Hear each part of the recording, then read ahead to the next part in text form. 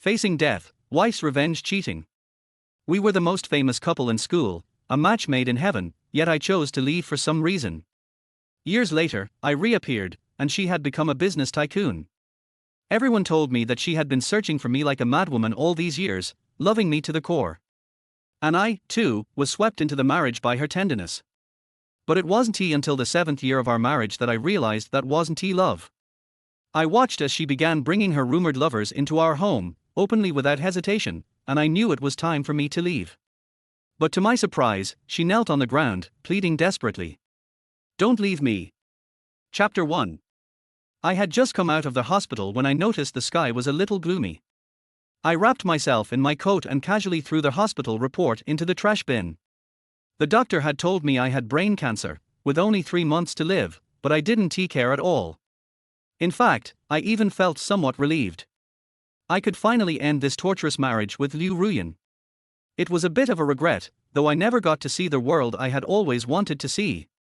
Over the years, I had missed too many beautiful scenes because I was trapped in this relationship. Ichen, prepare for tonight. Zhang Yang and I are going out for dinner. When I returned home and saw the message, my brows furrowed. Zhang Yang, Liu Ruyan's assistant, was also her personal secretary. He didn't have any remarkable business skills, but he had become someone important simply by serving Liu Ruyan, making him someone all the big bosses wanted to suck up to. The first time I met him was at the company. I was carrying a thermos box and knocked on Liu Ruyan's office door. He came out. I could clearly see the faint red marks of a love bite on his neck as he leaned against the door and looked at me with a mocking smile. It's Brother Chen. What brings you here? Sister Ruyan is busy. Maybe you can come back later. I'm fine, just give this to her, I said, frowning without thinking as I handed over the thermos box.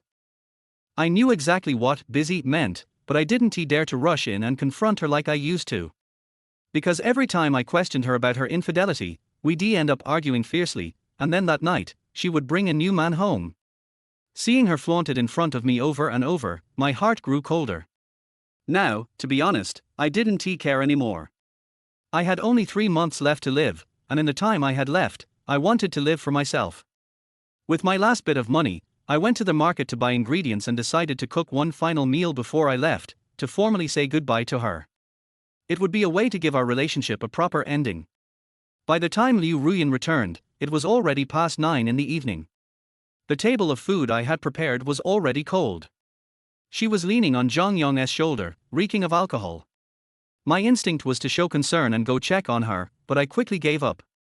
Because Zhang Yang had already expertly placed her on the couch, bringing a hot towel to wipe her face, and then he arrogantly told me, Brother Chen, could you boil some hot water? Sister Ruyan drank too much. I smiled and got up to go to the kitchen to boil water. Meanwhile, I threw the cold food I had prepared into the trash. Even though I had spent the afternoon cooking that meal as my final farewell, it had lost its meaning. When I sat down across from Liu Ruyan again, she had regained some of her senses. I placed a cup of tea in front of her, and seeing her slightly furrowed brows, I gently said, I need to talk to you. Talk to me. Liu Ruyan was still intoxicated, and it took her a moment to react. Go ahead, I don't have much time.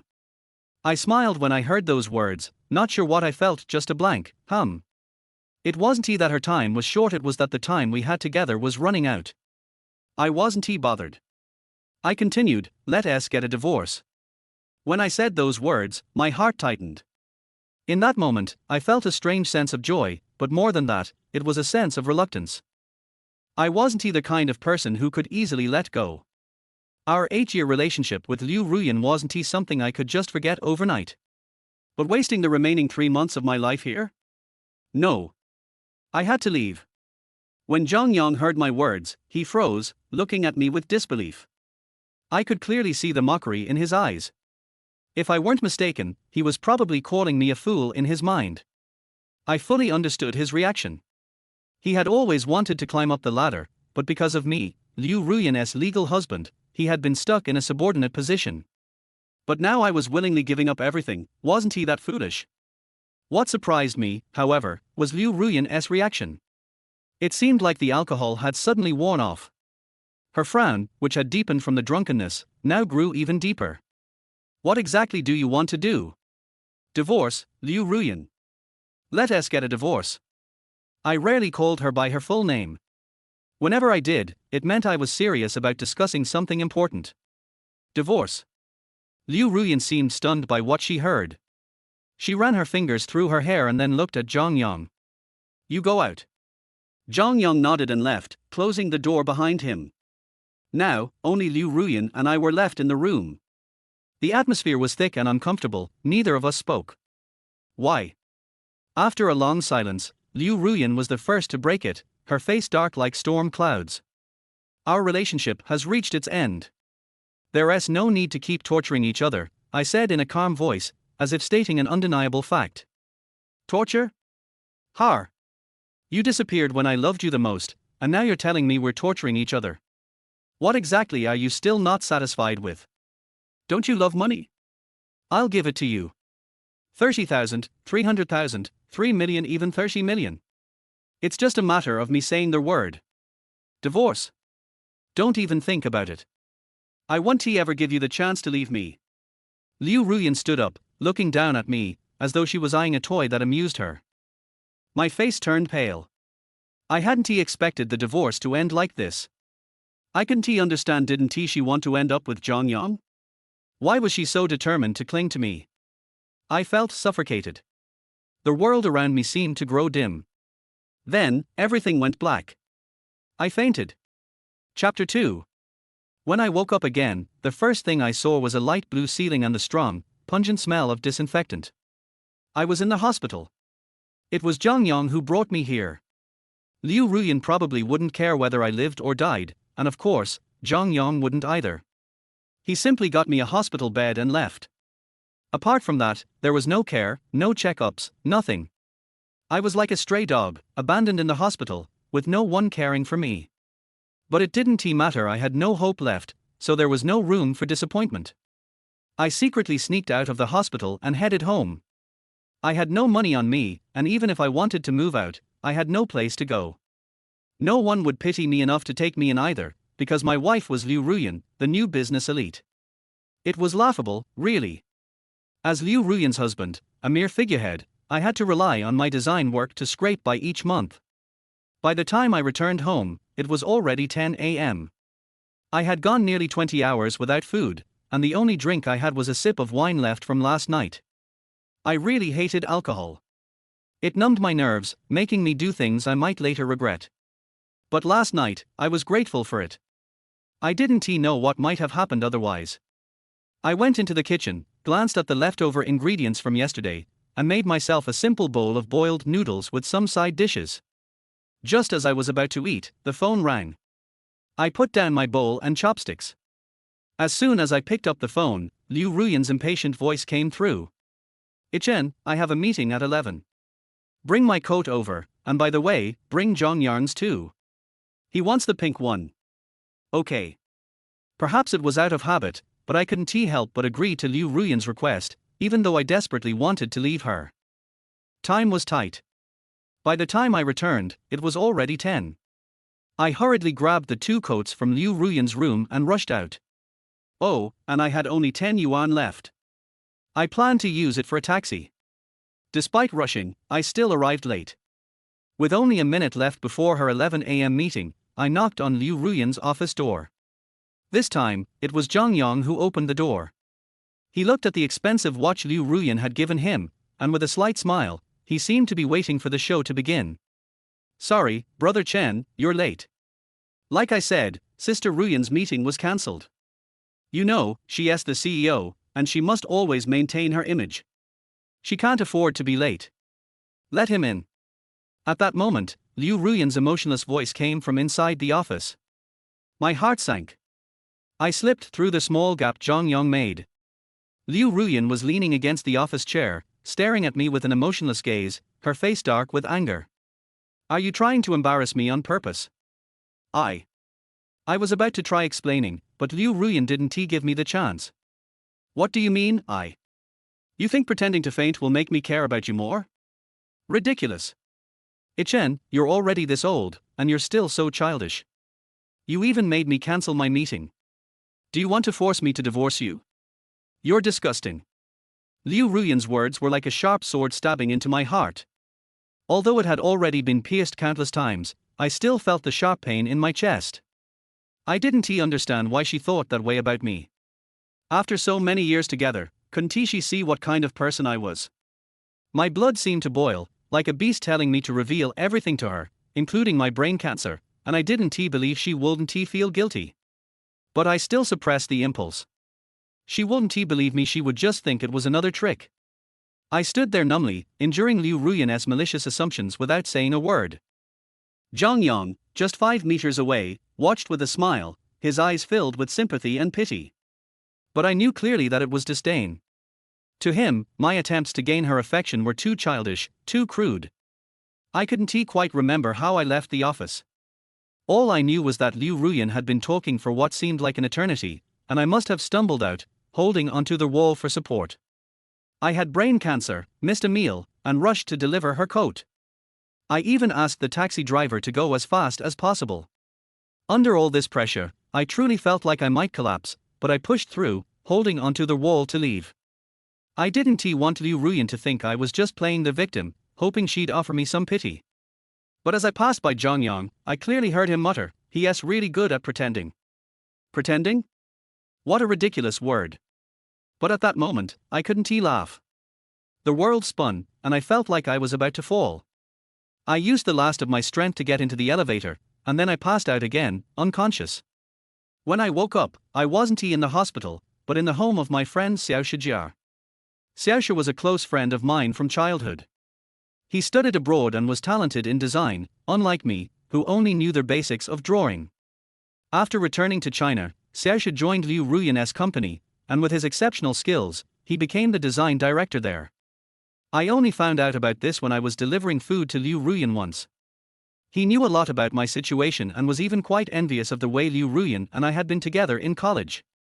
Even after Liu Ruyan and I broke up, he still believed I had my reasons.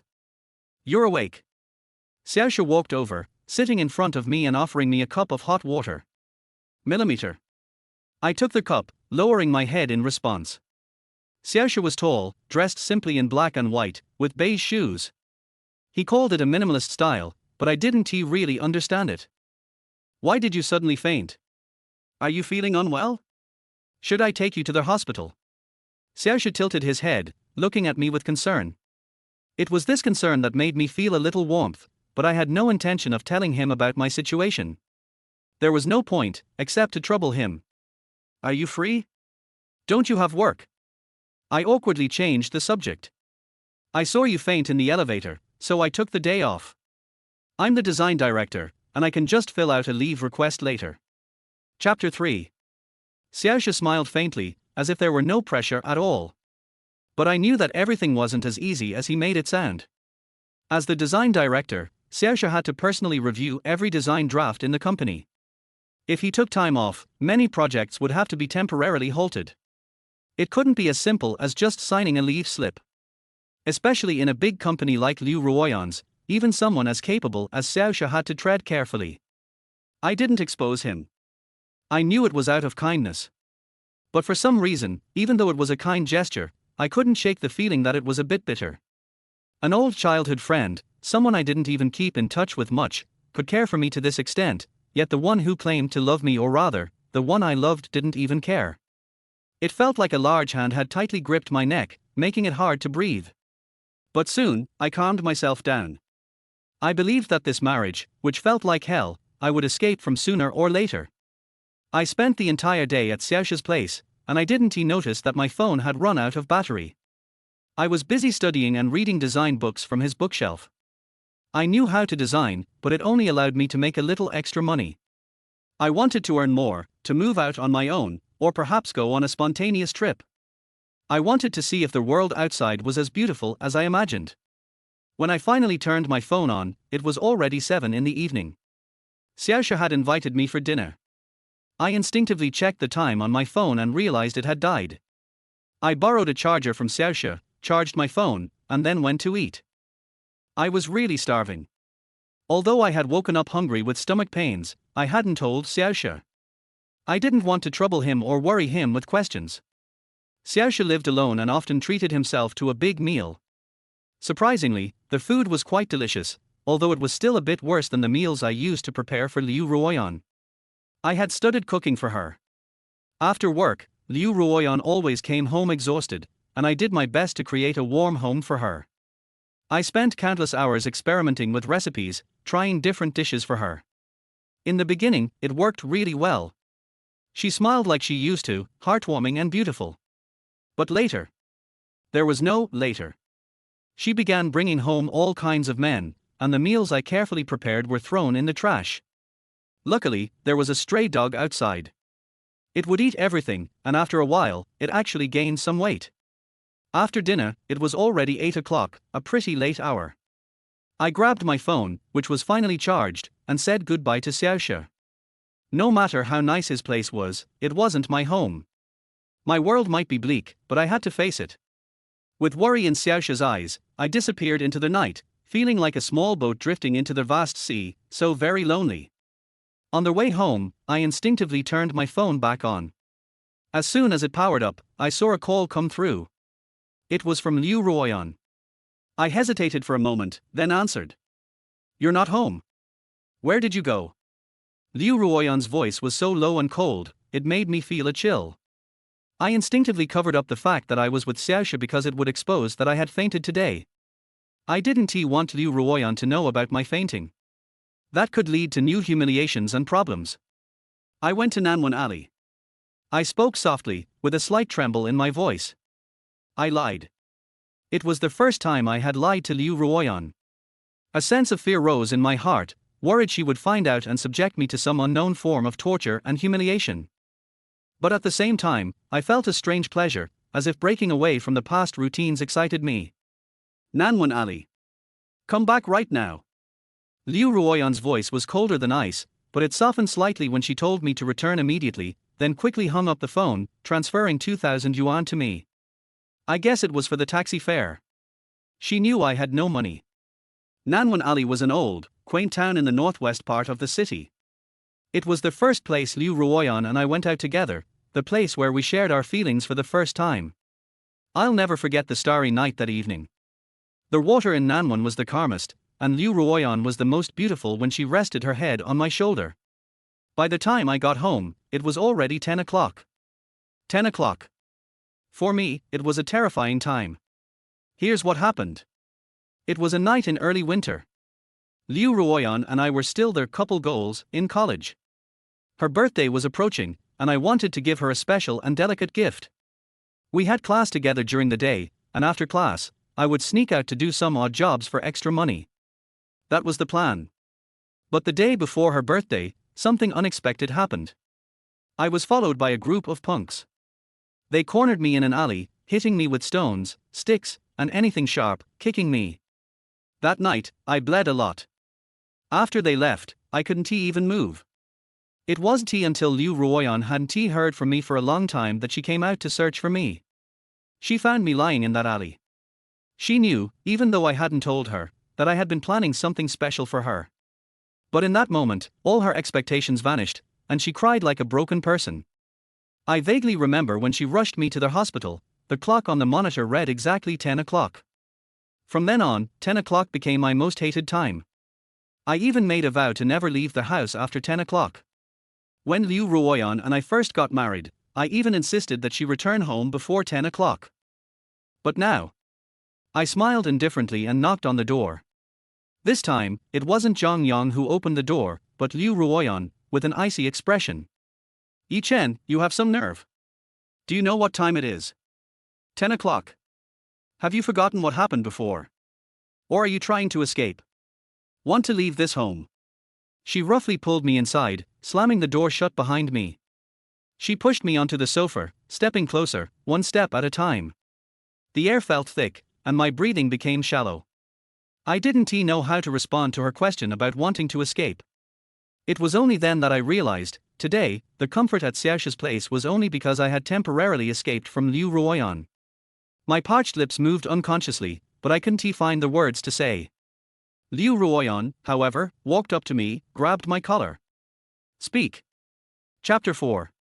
I didn't. I muttered weakly, not even attempting to break free from the grip of Liu Ruoyan. Although my answer seemed to satisfy her, and she released me, I could see the hint of doubt in her eyes. Those eyes, once full of sweetness, now carried a suspicion. She had seen me lie before, and she knew I was lying now. But so what? At this point, she just wanted to keep me close to satisfy her increasingly unhealthy need for control. Ruyan, don't be mad. Chen Ji didn't he mean it, came a male voice as I was catching my breath. It was Zhang Yang. He was wearing loose shorts, his upper body bare, and he had just come out of another room, still wet from a shower.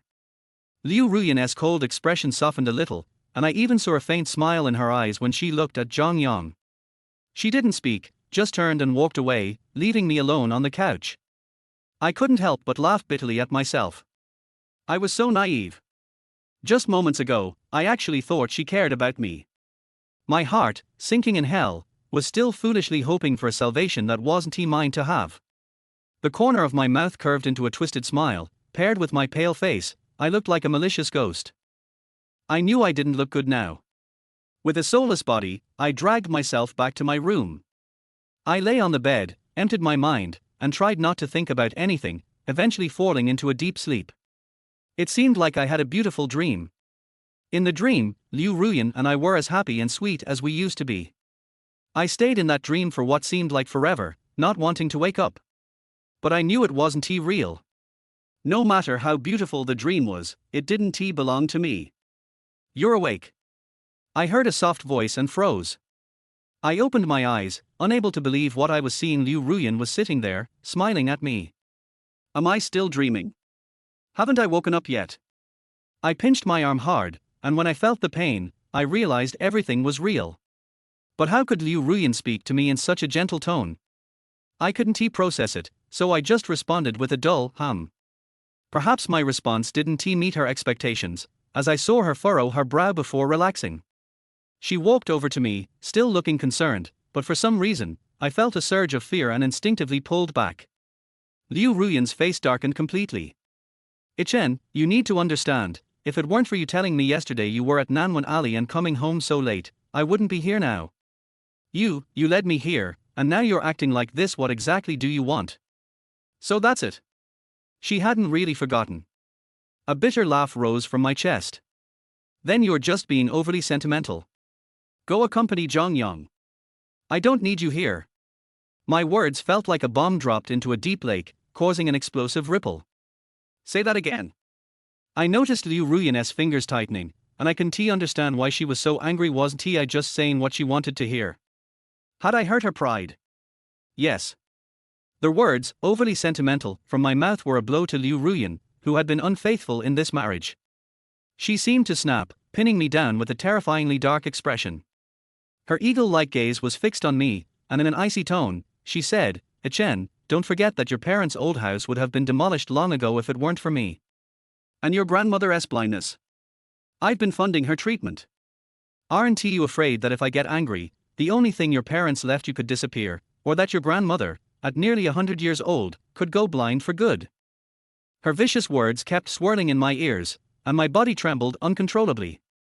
A car accident took my parents away, leaving me a helpless orphan. It was my grandmother, in her 60s, who walked into the city on foot to take me in and raise me. She sewed me into college with one stitch at a time, and used plastic bottles to supply me with food and clothes. It was her tireless work that led to her eye condition. How could I not remember the hardships she endured? Half of my life had been about repaying her. Without her, I would have been a ghost at 3 years old. Without Liu Ruyan's support, my grandmother would go blind. I couldn't even imagine what would happen if Liu Ruyan were to pull away her support. Tears uncontrollably streamed down my face, and my sobs were too loud to suppress. I hated myself. I hated that I had no power, that I couldn't resist Liu Ruyan, who held my fate in her hands. Liu Ruyan looked at me, trembling and crying, and instead of showing any sympathy, she looked even more sinister. Ichen, do you know how much I used to love you? I would have even given my life for you. But you left me so decisively. You should be thankful that I still have some sanity left. I shut my eyes in agony, feeling as if my chest was filled with air. Leave. Do you really think I want to leave? But if I don't leave, how could you? Forget it, I'm just so tired. I collapsed back onto the bed, staring blankly at the ceiling. Liu Ruyan, however, thought I was filled with guilt for leaving her. She sneered, slammed the door shut, and didn't return for the whole night. I stayed there, motionless. One day, one night. Even the hunger and pain in my abdomen didn't provoke any reaction from me. At one point, I thought about suicide. But I couldn't bring myself to do it.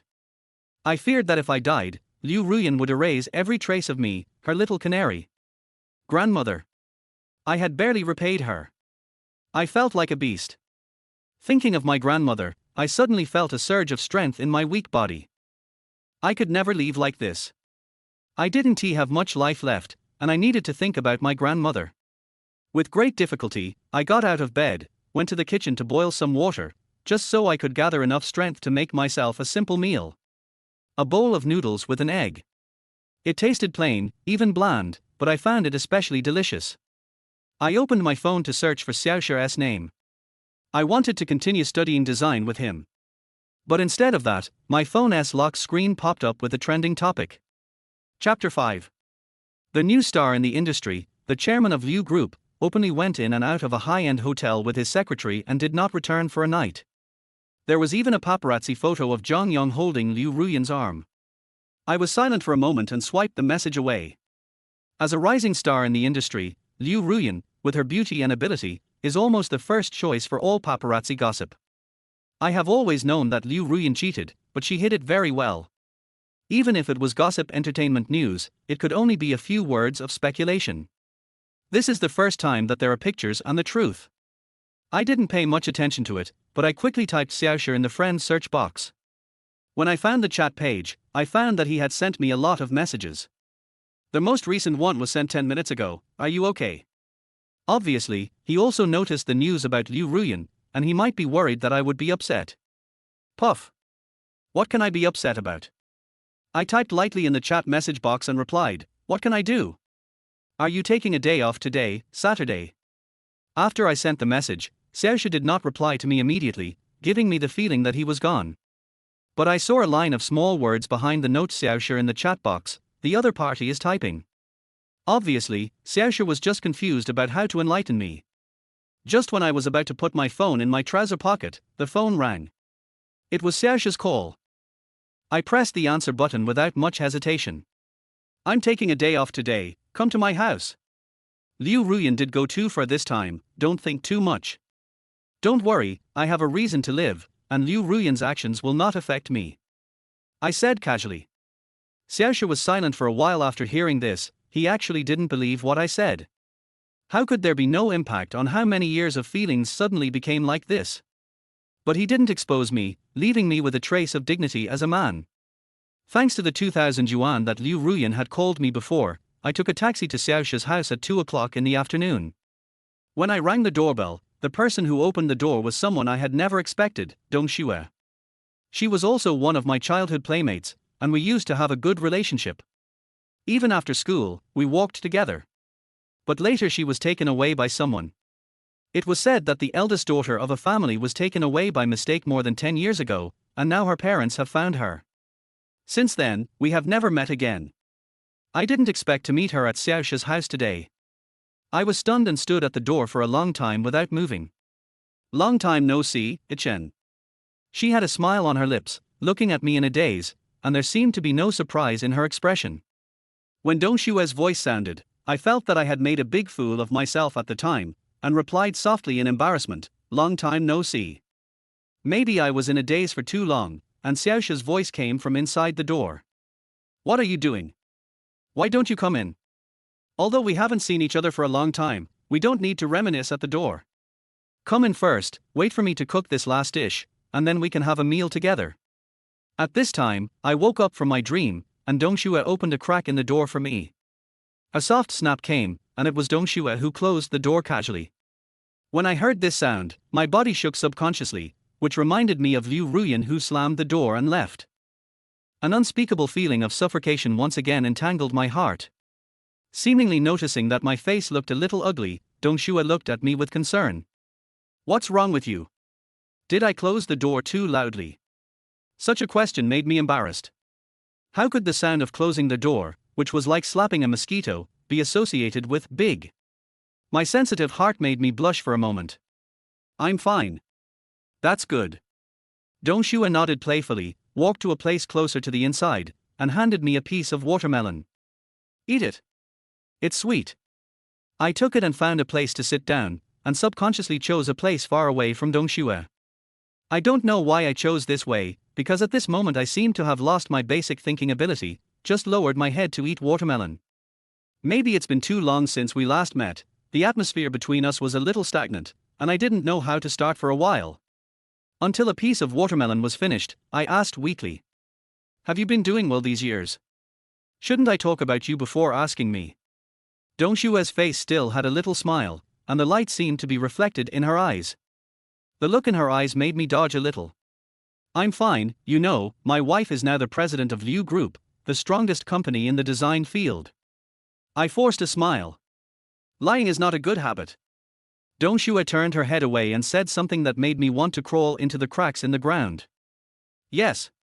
Liu Ruyan, the woman who was on the hot search and everyone knew about her cheating, was my wife. How could I live well? For a moment, I felt like I was going to collapse, but I didn't. I just lowered my head. Because I had lost the courage to look up, and I didn't even dare to think about the purpose of coming here today. I just wanted to let go of everything. The dishes are here. Just when the atmosphere was heavy, Xiaoshu came. He wore an apron and brought the dishes one by one. There were many dishes and a lot of them. It was obvious that they had been prepared a long time ago. When everything was ready, he found a bottle of red wine from somewhere and put it on the table. You two, it's rare for us to get together today. Let's have a drink together. Forget it, Yi Chen, you can't drink. When Xiaoshu opened the cork of the red wine, he seemed to remember something and put the red wine away again. I smiled reluctantly. Why can't I drink? A small drink is fine. I want to try the feeling of being anesthetized by alcohol now. Even though I used to hate it, I think it might make me feel better at this moment. Xiaoshu looked at me with some concern, but after hesitation, he decided to let me drink. Sometimes, people need to get drunk, otherwise they don't know what kind of bear they have become. At the table, I drank a little too much. Even though the alcohol content of this red wine is not high, I rarely drink. I was a little confused and poured out my bitterness at the table. Dong Shua and Xiaoshu just listened quietly without interrupting. They could see my state and wanted me to indulge myself. Just when I was excited, the phone I put on the table rang. I glanced at it, Liu Ruyan. Chapter 6. We drank for a long time and talked for a long time, which made me forget my sorrow for a short time. I was wanton, I was happy, and I even felt that alcohol was a good thing that could suppress all the pain in my heart. When I saw the phone, I suddenly sobered up a little, and even hesitated whether I should answer the phone. But my hands didn't obey me, and I clicked the green answer button. I felt a little ridiculous. I wanted to escape so much in my heart, but my body didn't obey me. I must be drunk, yes, it must be like this. While giving myself psychological hints, I held the phone far away, as if to prove that I had no feelings for Liu Ruyan at all. Yi Chen, where are you? Don't forget what I reminded you before. When Liu Ruyan's cold voice came through the phone, it still made me feel cold, and my heart suddenly tightened. I knew that I couldn't escape from her palm at all. Because she would threaten and intimidate me with the things I care about most, and I could only compromise. I'm at my friend's house. My voice was a little unclear because I was drunk, but the general pronunciation was still understandable. You haven't been out for so many years, where did you get your friends? Have you been drinking? Can't you drink? I'll come back to sleep tonight, you come back immediately. When Liu Ruyan noticed that I was drinking, she was obviously a little surprised, and soon her voice became a little gentle. I don't quite understand her inexplicable change. What's more, isn't it good to continue to live with Zhang Yang in a world of two? Do you have to come back to torture me? I lost interest in drinking all of a sudden, and the whole person became uninterested. Yi Chen, you? Xiaoshu obviously heard what Liu Ruyan said through the phone, and he was looking at me with worried eyes at this moment. He is almost 30 years old, and he has not married yet, and he doesn't even have an ambiguous object. He has not experienced what happens to ordinary men when their wives cheat, but he knows that my current state is definitely not suitable for going back to see Liu Ruyan. But the choice is mine alone, and it has nothing to do with others. I got up and took my coat with some shaking and was about to leave. Do you think this is what you want? If you have any difficulties, I can help you. Just as I opened the door to leave, Dong Shue suddenly said something. For a moment, I was a little dazed and stood there. After a moment, I laughed at myself. I have no choice. I turned and left. Even though I staggered, I was still walking farther and farther away. We drank from 2 o'clock in the afternoon to 6 o'clock in the afternoon, and it was only 7 o'clock when we got home. I knocked on the door in a daze. Soon, someone opened the door for me. It was Liu Ruyan. I was drunk at the time, and I said without thinking, "Why is it not Zhongyang?" I clearly felt her body stiffen, but she recovered quickly. She came over and helped me to the sofa, and covered my face with a hot towel. Her gentle movements seemed to have returned to the time when we were in love, and I felt a trace of warmth that I had longed for. I fell asleep on the sofa. Excessive alcohol made me, a person who used to be a teetotaler, sleep in a daze. But when I woke up, I found myself lying on Liu Ruyan's bed, and my whole head was in pain. I thought my brain cancer was about to break out, otherwise why would it hurt so much? I climbed out of bed with some difficulty, wanting to wash my face to wake myself up. But when I passed the living room, I saw Liu Ruyan with a gloomy face. I have never seen her face look so ugly, so gloomy that water could drip out, and there is no way to describe her depressed and almost crazy eyes. Who is Dong Shue? Liu Ruyan's voice was like the cold wind in the cold winter of the 12th lunar month in the north, making half of my body a little cold. I only noticed that my mobile phone was in front of her at this time. I think it should have fallen out of my pocket last night. I was a little at a loss and couldn't speak. This is not because there is any secret relationship between Dong Shue and me, but just because I don't want the things between me and Liu Ruyan to affect more people. Don't tell me. Do you think I won't know if you don't tell me? Ichen, you are so brave. Don't you have any place for me in your heart? I still said nothing, kept silent, and even wanted to laugh. I don't know. You are the first one to cheat. Why do you ask me, who has always been labeled as a traitor, such questions? Do you have a place in your heart? Of course. I used to have one, I have one now, and maybe I will have one in the future. It's just that you were the only one in my heart before, but now you are half empty in my heart.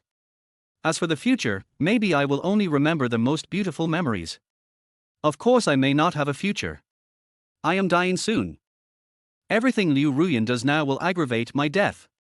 Brain cancer patients cannot withstand drastic emotional fluctuations. Sometimes I even wonder if Liu Ruyan will shed a tear for me if I die. My silence made Liu Ruyan even more angry, like a volcano that was about to erupt completely. But to my surprise, she didn't. She stabbed me with a sharp look, and then slammed the door. She left again, still slamming the door in a familiar way. I smiled faintly, thinking that she went to play with Zhongyang again. I walked into the bathroom indifferently, washed my face, and sobered up. But when I came out again, I found that she was sitting on the sofa again, holding a few A4 papers in her hand. She had an almost perverted madness on her face, and threw the A4 papers in her hand at me. I really don't know what she is crazy about again. She obviously likes Zhongyang. Why is she wasting her emotions and time here with me? Is it just because of these A4 papers? I picked up a piece of A4 paper on the ground with some doubts and took a closer look. In an instant, my eyes stopped. It was about Dong Shue's information. I picked up all the other pieces of paper in disbelief, looked at them one by one, and found that each one was about Dong Shue. Even on the page numbered 1, I clearly saw Dong Shue's photo and life experience. Dong Shue, female, daughter of Dongshan, the helmsman of the Dong family, was taken away by mistake and returned to her ancestral home. Now she is deeply loved by Dongshan. She is a senior and junior brother of our company's designer Xiaoxia, and they studied together in the design department of Japhonia University. She and Yi Chen were childhood playmates. What an old lover who I have never forgotten for many years. Yi Chen, you really make me look at you with new eyes. Liu Ruyan had a mocking smile on her lips, then she opened my phone, turned to a certain page of the chat box, put it on the desktop, and got up and left. Chapter 7. My phone is locked. But because I love Liu Ruyan more than myself, almost all my passwords are Liu Ruyan's birthday, and they have never changed for many years. Liu Ruyan can easily crack my phone password, which is also related to this. This is not difficult to guess. I put down the information in my hand, walked over, picked up the phone and took a look. It was a message from Xiaoxia. He said, "Life choices are never a single plank bridge. You can have many choices. Although Liu Ruyan is good, some people are not bad. Dong Xue has been paying attention to you for too long and has liked you for too long. Even in the years when we were classmates, she often asked me about you. I have never been in love, but I know that in a relationship, the active person must be humble. If you can't get along with Liu Ruyan, you can give her a chance. Don't worry, she won't cross the line." Looking at Xiaoxia's straightforward words, I was speechless for a while. What should I say? Lucky or proud? Neither. At this moment, I have mixed feelings and can't say anything. If I have to use a word to describe it, it's probably guilt. Even guilt is not enough to describe it, but I can't think of a more accurate word than this. How can a rotten person like me deserve Dong Xue's love? My life is a mess, and I'm even a short-lived ghost. Of course, even if I'm not a short-lived ghost, I won't be with Dong Xue. My heart can't accommodate anyone except Liu Ruyan. Even if it's free now, I don't have enough space and energy to start over with someone. From then on, I reduced my contact with Xiaoxia, and the root cause was that I was afraid of seeing Dong Xue. I'm not afraid of not being able to control myself, but I don't want to use this broken body to defile Dong Xue's sacred love. My relationship with Liu Ruyan also briefly maintained a balance point. She was still in love with Zhang Yang, and I was also enjoying learning design courses online, and occasionally taking part-time jobs such as design and drawing to earn some pocket money. Most of the courses were free online courses. Although they could only allow people to do part-time work and could not learn anything too profound, I still enjoyed it. I thought it was also a way to numb myself. Suddenly one day, I saw an event entrance under this free little broken website. Designer Fujinomoto will hold a design exhibition this Saturday, and sincerely invites all designers to appreciate it together. Fujinomoto. I was stunned for a moment. Isn't this a big figure in the design world who is known as the Taishan Beater? Why would he come to this small city to hold an exhibition? Although I was a little confused, I clicked the registration button without hesitation. I really want to make progress. This design exhibition will definitely greatly broaden my horizons, and I have great expectations for it. I even took it very seriously and changed myself into a more solemn outfit on the day of the design exhibition. But I never thought that I would meet Dong Xue. Even more outrageous is that Zhang Yang was holding Liu Ruyan's arm and standing not far away. The moment she saw me, Dong Xue walked towards me with a smile. "Why, have you been avoiding me recently?" I drank too much that day and said some nonsense, which was heard by Xiaoxia. Don't mind it. I listened to this familiar sentence pattern, and I laughed for a moment in my heart. Isn't this the most humble sentence in love? Even if it is exposed by others, it will be sensitive to find a layer of reasons to wrap itself up. It's really cautious and humble. But what I fear most is Dong Xue's humility. I don't deserve it. I am a bad person. And I am very selfish now. I just want to live a good life for myself. There is no emotion on my face, I am sure. Miss Dong Xue is overthinking. I am just busy with other things recently. After saying that, I turned around and left, but Dong Xue actually chased me. What's the matter? So urgent? Do you like design exhibitions, too? Dong Xue's smile was still warm. Even though I saw the loneliness in the deepest part of her pupils, she was still trying to find common topics with me. But I didn't dare to give her even a smile. I was afraid that she would be addicted to it in an instant and couldn't extricate herself. This is not that I am narcissistic, but the iron rule of their humble party in a relationship, and few people can be an exception. But I didn't dare to scold directly. I was afraid of hurting her sensitive and fragile self-esteem. Miss Dong Xue, don't you know that he is a married man? Why are you openly harassing him here? Just when I was in a dilemma, Liu Ruyan appeared. Her face was gloomy and a little scary. Dong Xue's bright smile disappeared in an instant. President Liu, please don't talk nonsense. I didn't harass Yi Chen, I just communicated normally.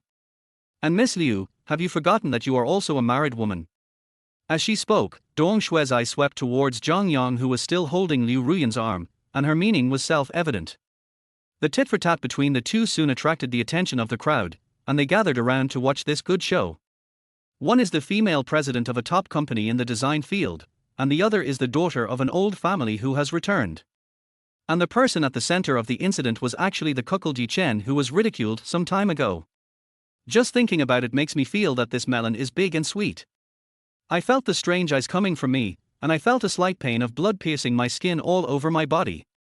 I am not a person who is afraid of socializing, but it is the first time that I have been watched by so many people like a monkey. And their language is not friendly, which makes me want to escape like crazy. My brain began to be filled with blood. I felt dizzy and began to feel a little weak in my legs.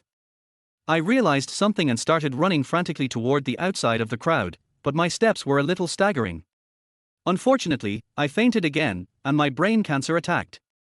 When I opened my eyes again, it was the familiar light blue ceiling and the pungent smell of disinfectant.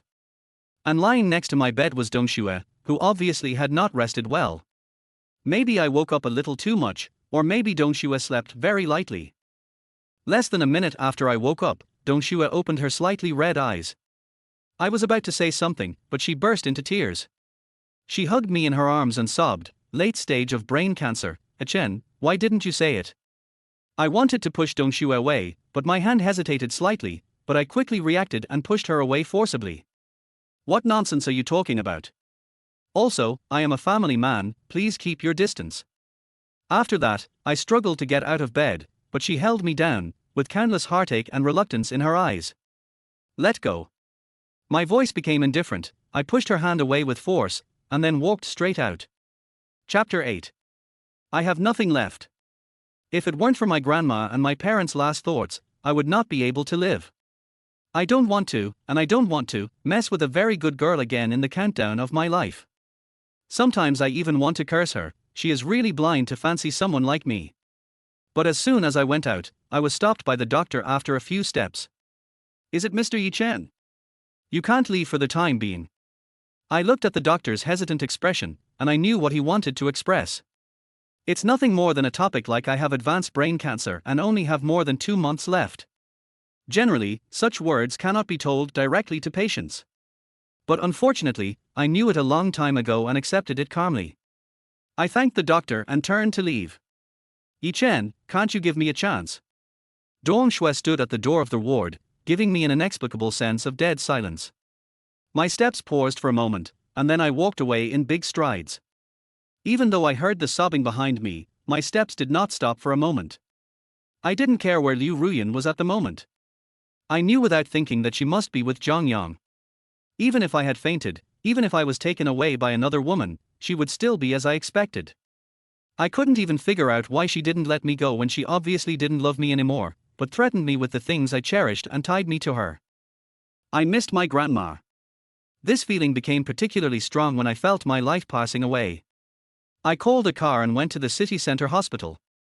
Grandma has been receiving eye treatment at the city center hospital. Yes, the money for the treatment came from Liu Ruyan, and even the doctors were arranged by Liu Ruyan herself. For this reason, she also invested in the city center hospital and became one of the shareholders. But all this is in the past.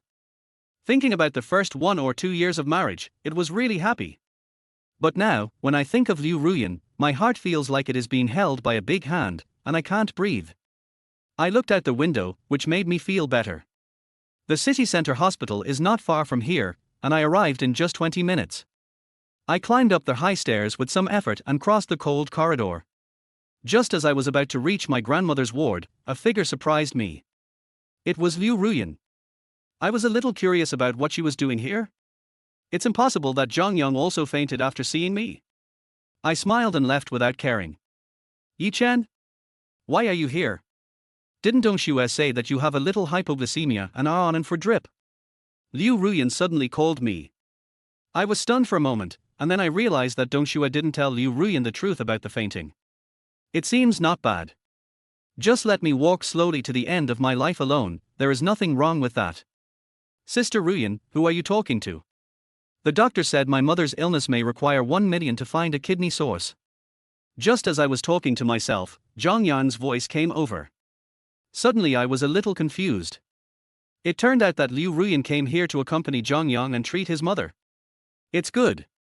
It seems that we did the same thing in the past, but the person who needed to see a doctor was my grandmother. I laughed at myself and moved my feet to leave. I have no interest in watching my wife and a mistress show their love in front of me.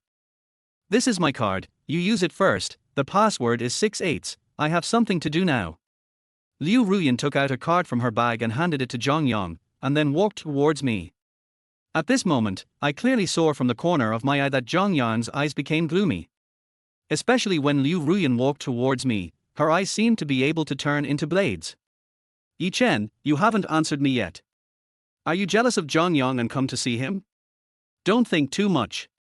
You just have low blood sugar, and his grandmother has renal failure. You should know which is more serious. Liu Ruyan was only 1 or 2 meters away from me, but what she said made me feel very strange. It was as if we were not a close couple, but friends who were no different from ordinary people, just verbally caring about each other. I know, I can tell the difference. I just came here to see my grandmother. I pretended to be relaxed and said it casually, without any pain or itch, and even I couldn't tell the truth from the false. That's good, I'll go to see grandma with you. Liu Ruyan seemed to be relieved, and continued in a tone without any extra emotion. No need. Although I didn't know why she suddenly breathed a sigh of relief, I didn't want to go to see grandma with her. That would make me lose control of my emotions suddenly, and I might not be able to suppress the memory of what happened between her and me. My answer was somewhat hurtful because it was short enough and without any emotion. Liu Ruyan seemed to be caught off guard by my answer, and her face instantly changed from expressionless to gloomy. Yi Chen, you are just jealous of Zhang Yang, you are too ignorant. Sensible? I sneered in my heart, am I not sensible enough? Knowing that I am in the way of you and Zhang Yang, I took the initiative to withdraw, is it not sensible enough? Then how should I be sensible? Pound up my hands and feet and support my wife to cheat with others? I really don't have that habit, let alone do it.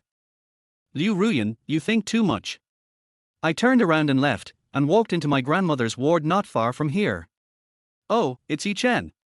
Come over here and let me see. As soon as I entered, I saw my grandmother sitting on the hospital bed, looking at me kindly. In fact, I know that she can't see clearly, and can only vaguely judge whether it is a nurse or someone else who comes in. Basically, except for the nurse, no matter who comes in, my grandmother will call my name. My nose felt sore, and I slowly came to sit next to Grandma, forcing a smile and said, Grandma, I'm here to see you. Have you cooperated with the treatment recently? Don't worry, Grandma is the most cooperative. By the way, I haven't seen Ruyan for a while. Did she come today? Grandma's words were like a stone thrown into the lake, creating ripples and making my heart tremble slightly. Grandma, the company is busy recently. Liu Ruyan said she would come to see you in 2 days. I bit my lips and lied, not daring to tell her about Liu Ruyan and me. She is old and can't stand this kind of stimulation. Grandma, Yi Chen lied to you. I'm here to see you. Just as I finished speaking, Liu Ruyan pushed the door open. There was a smile on her lips, and she even said the most gentle words, but I just felt cold all over. What does Liu Ruyan want to do? Does she want to destroy everything for me now? Chapter 9. I kept using my eyes to signal, trying to ask Liu Ruyan what she wanted to do, but I didn't get any response. At this moment, she was chatting happily with Grandma, just like when my relationship with Liu Ruyan had not broken down. I was silent.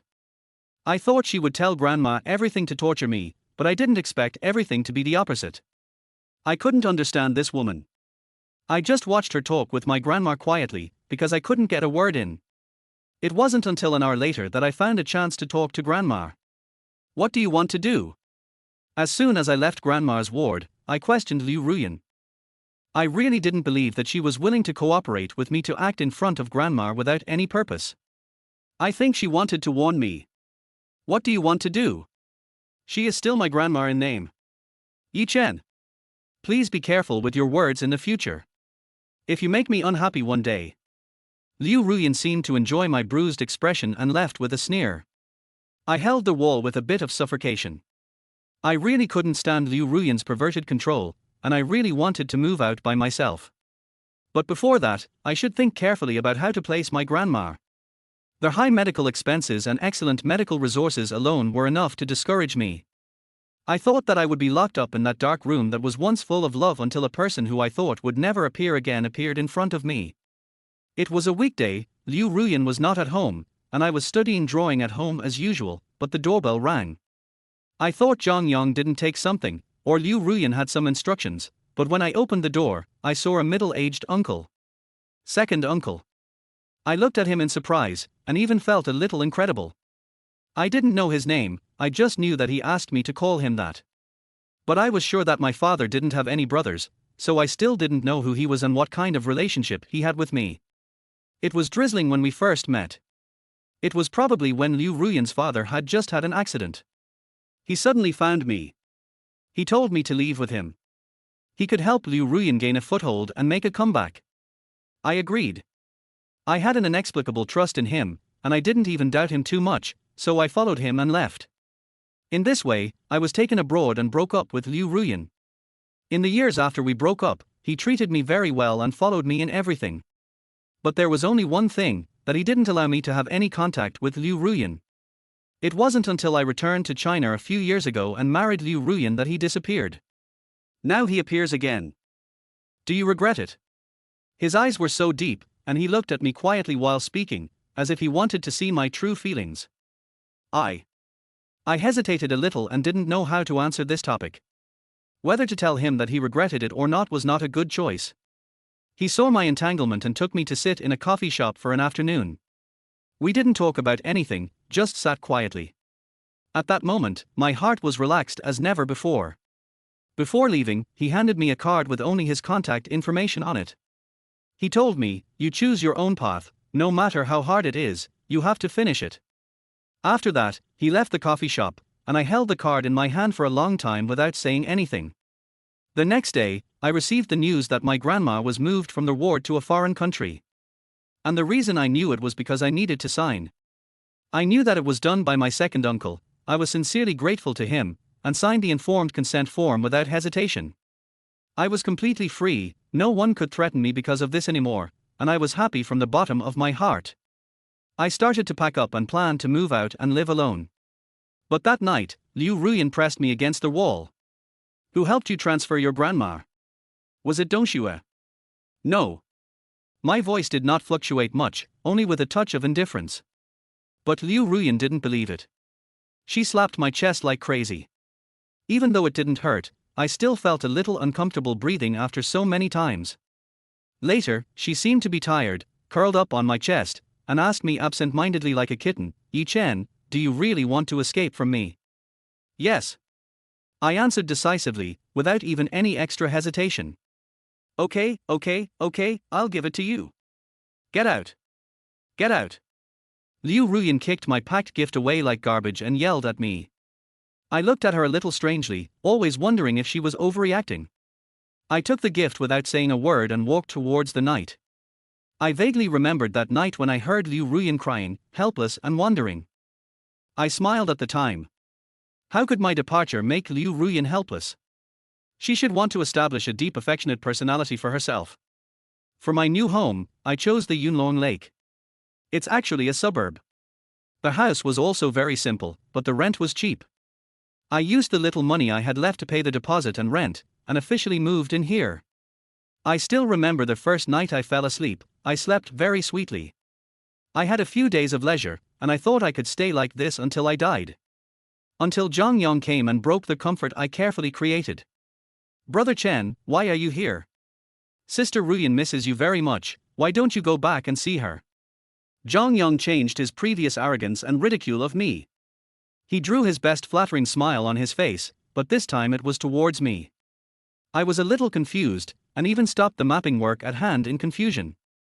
"Liu Ruyan will miss me. Zhang Yang, what are you playing again?" I looked at Zhang Yang with some sneer, and I didn't understand why he came to disturb me. I had obviously put myself in the dust, and I couldn't be any lower. Did he still want to come to my door and step on me? Zhang Yang was a little embarrassed, hesitant to speak, and finally took out his mobile phone, opened a piece of gossip, and put it in front of me. I saw the title above: "The strongest female president in the design industry entered and exited the hotel with an unknown man," and it was not any of the previous ones. I suddenly understood Zhang Yang a little. These days, I didn't pay attention to the outside world, so I knew nothing about it. But unexpectedly, the first one to worry was Zhang Yang, the former mistress. So, I pretended to be confused. Now that I understand Zhang Yan's intentions, isn't it easy to control him? I smiled indifferently. Brother Chen, you know, Sister Ruyan treats you differently, I think. The third party is the one who is not loved. I interrupted Zhang Yang's words and said something that seemed philosophical, but actually just wanted to embarrass him. He once said this to me, but I didn't expect that I would throw it back to him so quickly. Chapter 10. Zhang Yang's face became a little angry. But he soon sneered and said, Yi Chen, don't you want to know? Liu Ruyan obviously doesn't love you anymore, why did she marry you? Do you want to know? You must be in pain, right? His tone was a little ferocious, even weird, but I was unmoved. I was really confused by Liu Ruyan's behavior. Even at the beginning of our marriage, we were so sweet. I seem to need to find the truth, but I am sure that it should be the old me. Now I have left Liu Ruyan, and I will not fall back easily. You are wrong, I don't want to know. When I said this, I tried my best to make myself look calm, so that Zhang Yang would not feel my emotional ups and downs and make him feel that I was not sincere. But Zhang Yang played a big joke on me. He didn't pay any attention to the appearance I carefully created, but said to me in a strange and arrogant tone, Listen Yi Chen, I only learned it once, this is what the woman you love most once said. After that, he played two roles like a lunatic.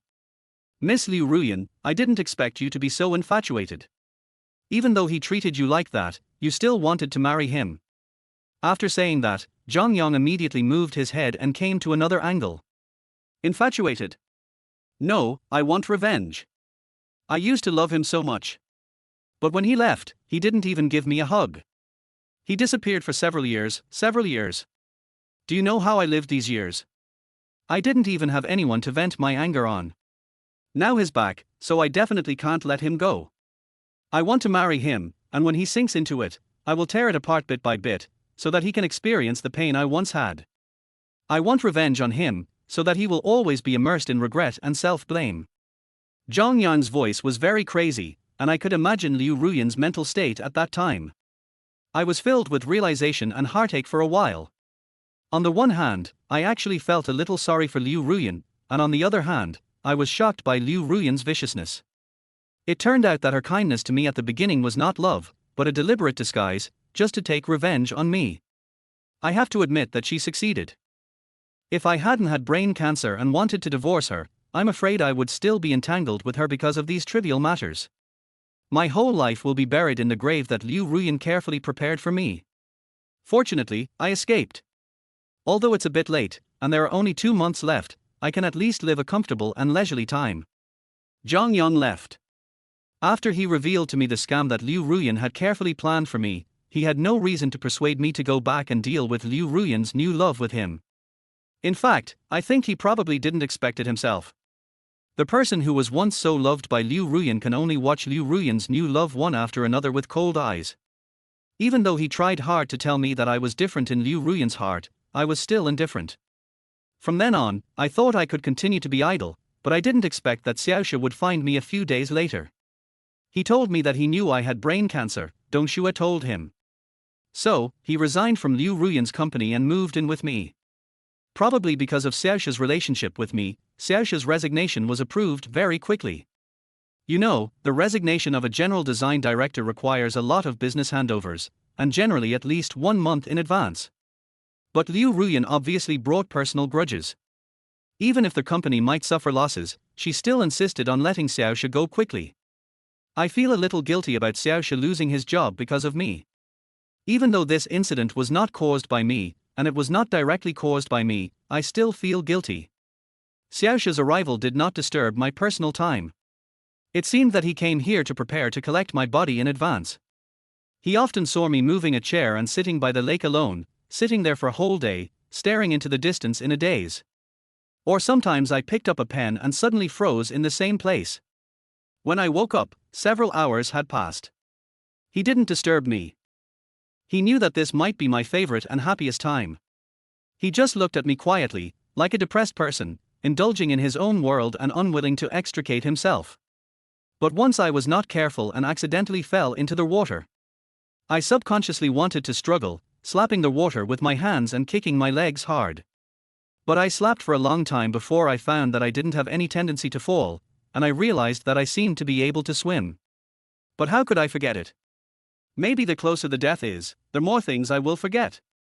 I thought so to myself, watching Xiaoxia rushing towards me in the distance, trying to pull me out of the water. And there was another person rushing with him. It was this fall into the water that made me realize that Dong Xue had been paying attention to me. For some reason, she didn't appear directly in front of me, and this fall into the water exposed her. After I came out of the water, she looked at me with some trepidation. Even though she still had the familiar smile in her eyes, I could clearly feel her emotions. It was complicated, tangled, and heartbreaking. I wanted to help, but I didn't know how to do it. I don't know why I felt this way. Dong Xue and I were obviously two parallel lines that didn't intersect, but I felt worried. I felt like a sinner. Get out. Do you know that your presence will make Liu Ruyan misunderstand our relationship? I shouted at her loudly, saying nonsense that I didn't even believe. In essence, I really didn't want to delay her or destroy her, so I had to resort to this last resort. Something called tears was spinning in her eyes. I saw that she was aggrieved and heartbroken. Finally, her eye sockets couldn't bear the weight of her eyeballs, and they fell to the ground with a snap. Yi Chen, I don't understand. Is there such a big difference between Liu Ruyan and me? You've clearly broken up with her, and you're still using this excuse to evade me. Chapter 11. I remained silent and walked towards my cabin. As long as I act ruthlessly enough, she should know that it's time to let go, just like Liu Ruyan did to me. No, not only that, I will do better and more ruthlessly than Liu Ruyan. I don't know if it was my illusion, but when I was going back, I seemed to see a Maybark flash by in my peripheral vision. Liu Ruyan. This thought suddenly popped up in my mind, but I quickly shook it off. Impossible. I came here secretly, how could Liu Ruyan know? Unless she spends manpower and resources to search for my trace, is that possible? She wouldn't waste her energy on these boring things just to continue to take revenge on me, right? I smiled at myself, went back to take a shower, changed my clothes, and then was buried in the tombstone hut I had found for myself. I don't want to go out anymore. Dong Xue, Xiaoxia, and others are all very good people. I don't want them to waste their time and energy on a bad person like me. So I tried to avoid them. I don't have any extra money to move anymore. I can only stay in this small room all day long and try not to go anywhere. I hope I can just stay like this and enjoy being alone forever. But the next day, someone knocked on my room. It was not Xiaoxia, not Dong Xue, nor Zhang Yang, but Liu Ruyan. When I opened the door and saw Liu Ruyan outside, my head exploded. I looked at the woman standing outside the door in disbelief, looking at me with calm eyes.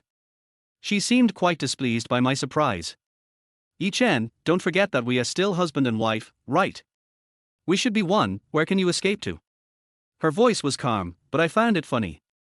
Especially the words husband and wife, one body. When Liu Ruyan said these words, I felt like I was going to laugh.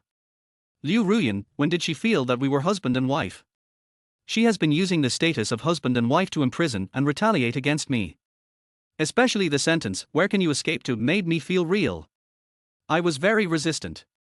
I didn't want to be caught by Liu Ruyan and taken back to that dark room called love. Besides, wasn't she the one who kicked me out? Even though this was my original intention, she ended up throwing my gift out. I tried to resist, but failed. I don't understand how a woman can have so much strength. She pushed me inside, and we fell on the bed together. She bent down and kissed me with her lips, touching me with her slender, smooth hands. I fell. Although this is embarrassing, it is true. Liu Ruyan is really beautiful, and my body is very honest. We went crazy together for several hours, and finally she helped me button up my clothes and leaned in my arms like a kitten. I hugged her tentatively, and she didn't move. It seems that everything is taken for granted. But I remembered one thing. I didn't think it mattered at that time, but now it's like a leech attached to my bones, surging into my heart. Liu Ruyan, can you tell me the most fundamental reason why you want to marry me? My voice made Liu Ruyan, who was as docile as a kitten, suddenly stiffen. She pushed me away, her eyes suddenly became sharp and she looked at me coldly. Did someone say something nonsense in front of you? I spread my hands, pretending to be indifferent. No, I just want to know the truth. Even though I already knew Liu Ruyan's purpose from Zhang Yang, I still wanted to hear Liu Ruyan admit it herself. This way, next time I talk to her about any sensitive topics, I will have some initiative. Her look didn't change at all because of my quibbling. Instead, she smoothed her hair and asked me, "Did Jonghyun say that?" I denied it, but she just kept staring at me with eyes that seemed to be able to see through my soul. Finally, she said coldly, "It's just drunken nonsense."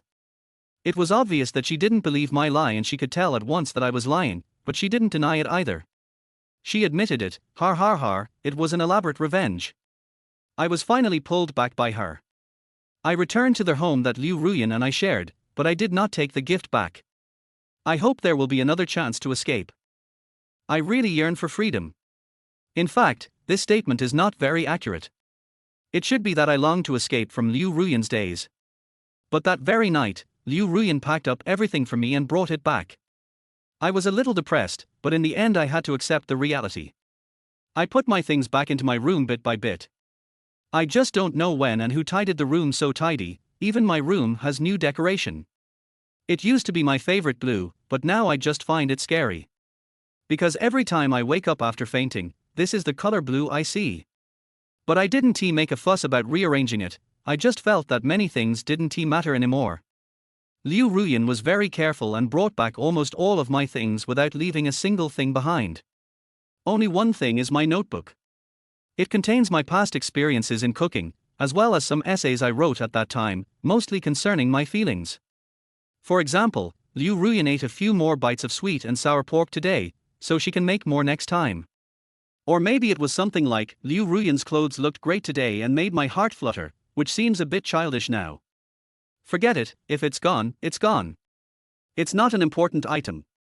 Even though it carries the beauty of the past, it's still a bit heartbreaking to see it now. I stayed here for 2 or 3 nights and didn't see Jonghyun again. Even every night, Liu Ruyan would come back on time before 10 o'clock to accompany me. Everything seemed to be back to the way it was. Some things may appear good on the surface, but the things inside remain unchanged. We can never go back to the most beautiful time, and my heart is already rotten beyond recognition. After 2 or 3 days, Liu Ruyan did not come back again as she had done in the past. I was just slightly surprised at the time, and then I laughed at myself with a sneer on my face. People change, but some things never change. I fell into a deep sleep and did not wait for Liu Ruyan until late at night as usual.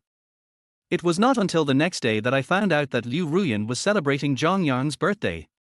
The next morning, when I woke up, I found Liu Ruyan sleeping next to me, and she had something similar to a report form in her hand. I reached out, curious, wanting to see what it was. As a result, Liu Ruyan woke up suddenly. It must be because my movements were too big and disturbed her. "What do you have in your hand?" I did not give up my curiosity because I had just caught a glimpse of the larger words on the top, pregnancy test report. My heart skipped a beat and I had some bad guesses. Chapter 12. Recently, Liu Ruyan and I have physical contact almost every day, and there is indeed a possibility of pregnancy. But I don't know why, I have an inexplicable disgust towards the fact that Liu Ruyan is pregnant. I don't know whether he disliked her being dirty, or didn't want the baby to face this hellish family environment after birth, or maybe both. Pregnancy test report. Liu Ruyan didn't hide anything from me and easily told me everything I wanted to know. "You came back so late last night just to do this." I tried my best to conceal my emotions and asked indirectly. "That's not the case. Yesterday we had a brand logo upgrade order. We discussed the contract for a long time and I just went to the hospital for a checkup." Liu Ruyan said this while tying her hair. Suddenly she seemed to realize something, her eyes suddenly turned cold, and even the air became stagnant. "What do you want to ask?" I felt the suffocation that I hadn't felt for a long time. I paused, then turned my head away and said, "Nothing, just asking." Liu Ruyan didn't believe it. She has lived with me for so long, and she knows my lying habits very well. Her eyes were so sharp that they seemed to pierce through me. She put down the hand that was holding her hair and walked towards me slowly. "You don't seem to want me to get pregnant." My heart skipped a beat when Liu Ruyan guessed it so easily and said it out loud without any hesitation. "You think too much." I didn't dare look Liu Ruyan in the eye. I spoke perfunctorily and stood up and walked out. However, Liu Ruyan came over and blocked my way, closed the door, and looked at me with her eyes that could see through everything. "You're lying." "I don't." My retreat was blocked by Liu Ruyan. I had no choice but to sit back on the bed with my eyes wandering. Don't you want to have a child? Liu Ruyan's expression became a little crazy, and her tone was full of confusion. Now is not the time. And you have so much work to do every day that you don't have time. How could I not want to have a child with Liu Ruyan? I once mentioned this to Liu Ruyan, but she refused for the reason I just mentioned. At that time, I hadn't made it clear yet, so I believed her and thought she was right. It's just that now it seems that a lot of things are hidden in the details, and I should have noticed them a long time ago. It's just that I loved her so much that I didn't care about all these details. Now I think I was stupid. I clearly saw how she loved me, so why did I turn a blind eye to it at that time? That was in the past. Now the company is very stable and I don't need to pay attention to it all the time. Liu Ruyan let down her hair that she had just tied up and walked towards me again. I seemed to realize something, and I stood up and said, "I'll go wash up." Are you running away? You really don't want to have a child with me. Why? I love you so much. Liu Ruyan is too sensitive. I was just a tiny movement. She grabbed my neck and pushed me against the wall. Her grip was quite strong and it made it difficult for me to breathe, but I did not struggle and let her hold my neck. I don't know what I was thinking at that time. I seemed to want to die at Liu Ruyan's hands, so that she could experience the feeling of killing her own lover. I don't know. I feel like I'm depressed. Especially after my grandmother was taken away by my second uncle, I began to like being alone, and even thoughts of death would pop up in my mind from time to time. How terrible. An ugly smile appeared on the corner of my mouth. Love me? Is this how you love me? Bringing one man after another home? Expecting these few days to make me give up what you did to me in the past? You think I'm dirty? I'm not. Liu Ruyan released the hand that was around my neck and yelled at me excitedly, as if she was trying hard to prove something. I was breathing heavily and ignoring everything she said. How could I not know if he was cheating? But it doesn't matter, now this matter has lost its meaning. You don't believe me? Liu Ruyan looked at me and explained to me even harder. How do you want me to believe that? Do you think I can't see the gossip about President Liu that's trending on the internet? Liu Ruyan, you've made me a laughingstock for everyone. I smiled palely and wantonly. I felt inexplicably refreshed. Seeing Liu Ruyan's expression seemed to make me feel much more comfortable. I know it's a revengeful thing at work. Even though I didn't think about it this way, it still drove me to do this irrational thing. Liu Ruyan's face was terribly gloomy. She seemed to be clear that no matter how she explained, I would not believe her, and she was too lazy to continue arguing with me. But she kept staring at me with eyes that I couldn't understand. In the end, the matter came to nothing. When Liu Ruyan left, she said that time would prove everything. I laughed. What can time prove? To prove that your rumored boyfriend has cheated on you with more than one person. The only thing it can prove is that you don't love me. I'm too lazy to care anymore. The facts were quite different from what I expected. The divorce failed, and the escape was also unsuccessful, but in the end, thanks to these retaliatory words, he ushered in a few brief days of peace. After the last quarrel, Liu Ruyan didn't come back. I didn't care what she did, I just felt a little sorry. In the end, I still couldn't see this prosperous world. Being driven back here again and again, I have given up the idea of leaving. Sometimes I feel depressed, and sometimes I feel comfortable. The mental state is becoming increasingly unstable. I could be studying 1 second and screaming like crazy the next. I realized that I was really depressed, and severely depressed. What a perfect match. Brain cancer was taking my body, depression was taking my spirit. Chapter 13. On a bright day, I chose to commit suicide. To be precise, it was not suicide. I was looking at the red wine at home and had an indescribable feeling.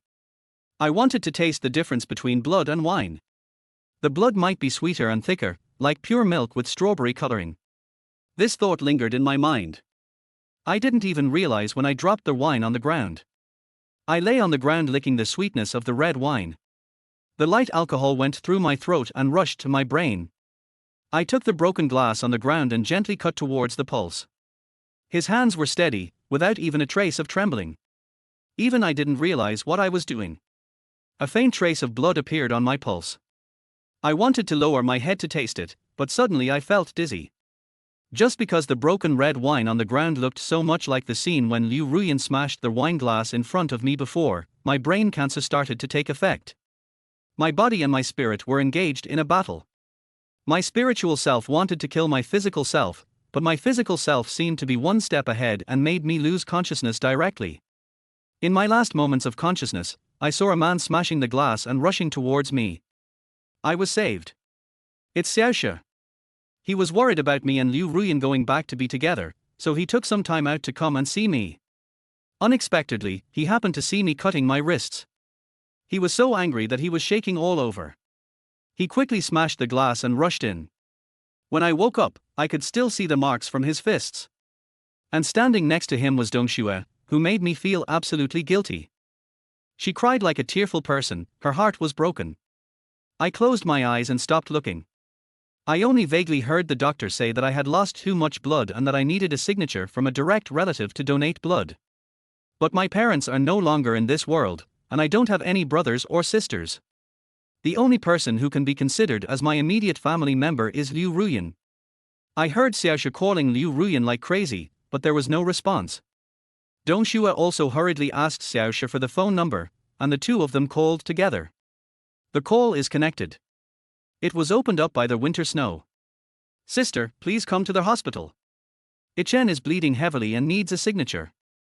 As soon as the call was connected, Dongxue began to plead with low sobs. She didn't seem to care that she was bowing to her rival, she just wanted me to live. This thought suddenly appeared in my mind, and then I pressed it firmly in the corner of my heart. I didn't dare to think too much about it, for fear that if I thought about it anymore, I would be unable to resist accepting this girl. I don't deserve her. The heavy bleeding caused by cutting my wrists did not allow me to stay awake for long. The last moment of my consciousness was the indifferent voice of Liu Ruyan coming from the phone. You are Dongxue, right? How could anything happen to Ichen? He is a very good person. Do you know that you are hooking up with a married man? You even lied to me with such a poor excuse, do you think I will believe it? I couldn't hear what came after that. I had already fallen into a coma. But just before I fell into a coma, I felt some pain in my heart. I was really bleeding heavily, but Liu Ruyan would rather believe that Dongxue was lying to her than care about me. So what is she doing now? Should I be busy working in the company, or accompany Zhongyang? Is this Liu Ruyan's love for me? I gave him an ugly smile in mockery. When I opened my eyes again, there were still two familiar figures beside me. Xiaoxia and Dongxue. Dongxue seemed to be paying attention to me all the time. The moment I opened my eyes, she rushed over and hugged me. Chapter 14. The tears in my eyes were like the yellow river bursting its banks, causing a flood. I wanted to speak, but my voice was hoarse, so I could only lick my cracked lips and ask for water in a voice that only Dongxue could hear. She didn't delay at all and took only a few seconds to bring the water that she had prepared in advance.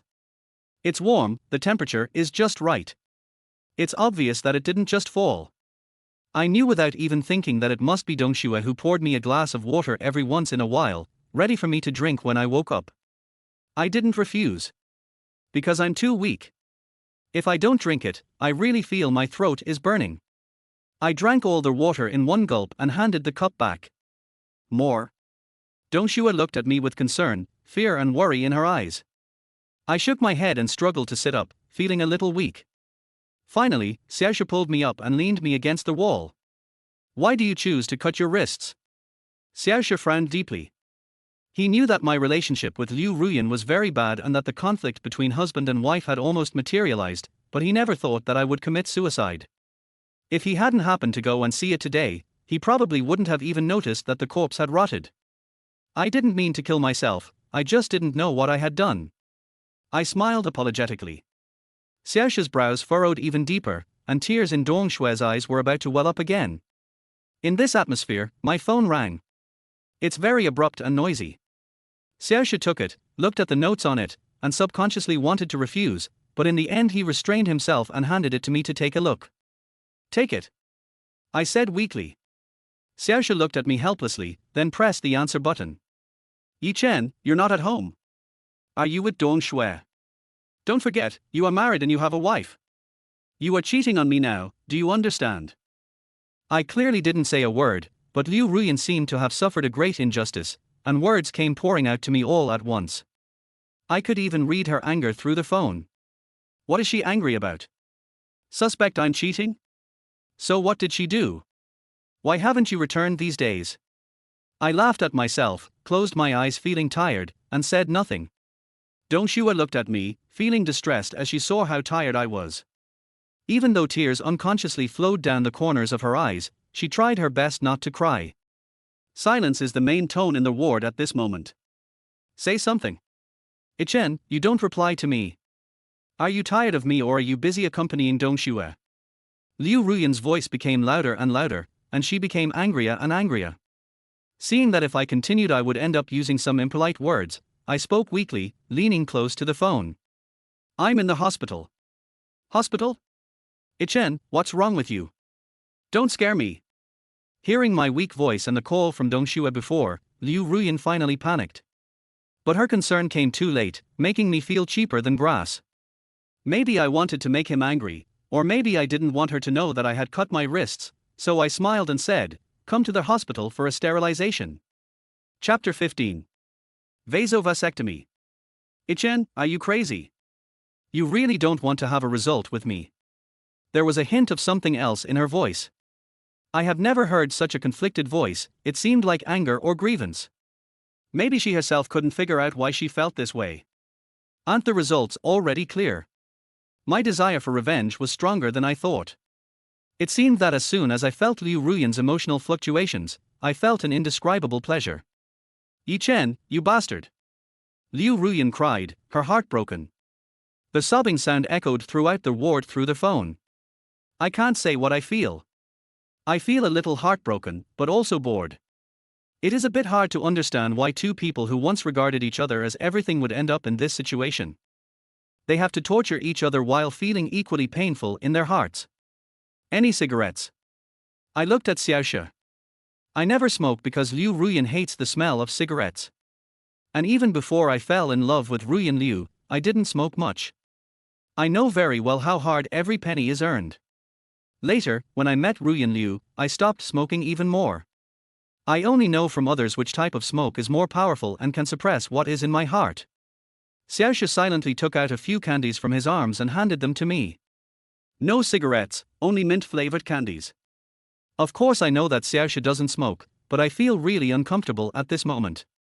I secretly cursed myself for lying to Liu Ruyan and making her suffer, even torturing myself, but at the same time I felt that I was doing the right thing. Didn't Liu Ruyan want to take revenge on me? I wanted to take revenge on her too. I suddenly felt a little disgusted with myself. Liu Ruyan's crying was still going on, and she even heard my request for a cigarette. But this time she didn't stop me. She cried for a long time before asking me in an extremely calm voice. Where are you? Room 208, City 3rd Hospital. Liu Ruyan's voice was so calm that it made me a little scared. This is unlike anything I've ever experienced before and contains no emotions. If we have to interpret it, it should be despair or disappointment.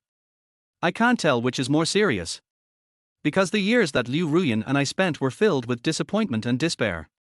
They mixed and intertwined. I hung up the phone. Although I don't know why Liu Ruyan suddenly cares about me again, it is obvious that there is no point in continuing the conversation. I lay in bed for a while, and when I had regained some strength, I took off the cup and climbed out of bed with some difficulty. Dongshua wanted to come over to help me, but I pushed her away. I don't need anyone to support me, especially Dongshua. I put on my shoes and walked outside, but suddenly I heard Dongshua sobbing and asking me, Yichen, am I so unbearable? Even though your relationship with Liu Ruyan has been broken to this extent, you still don't want to have anything to do with me. Chapter 16. I wanted to ignore it at the time, but Dongshua cried so sadly that I couldn't help but stop.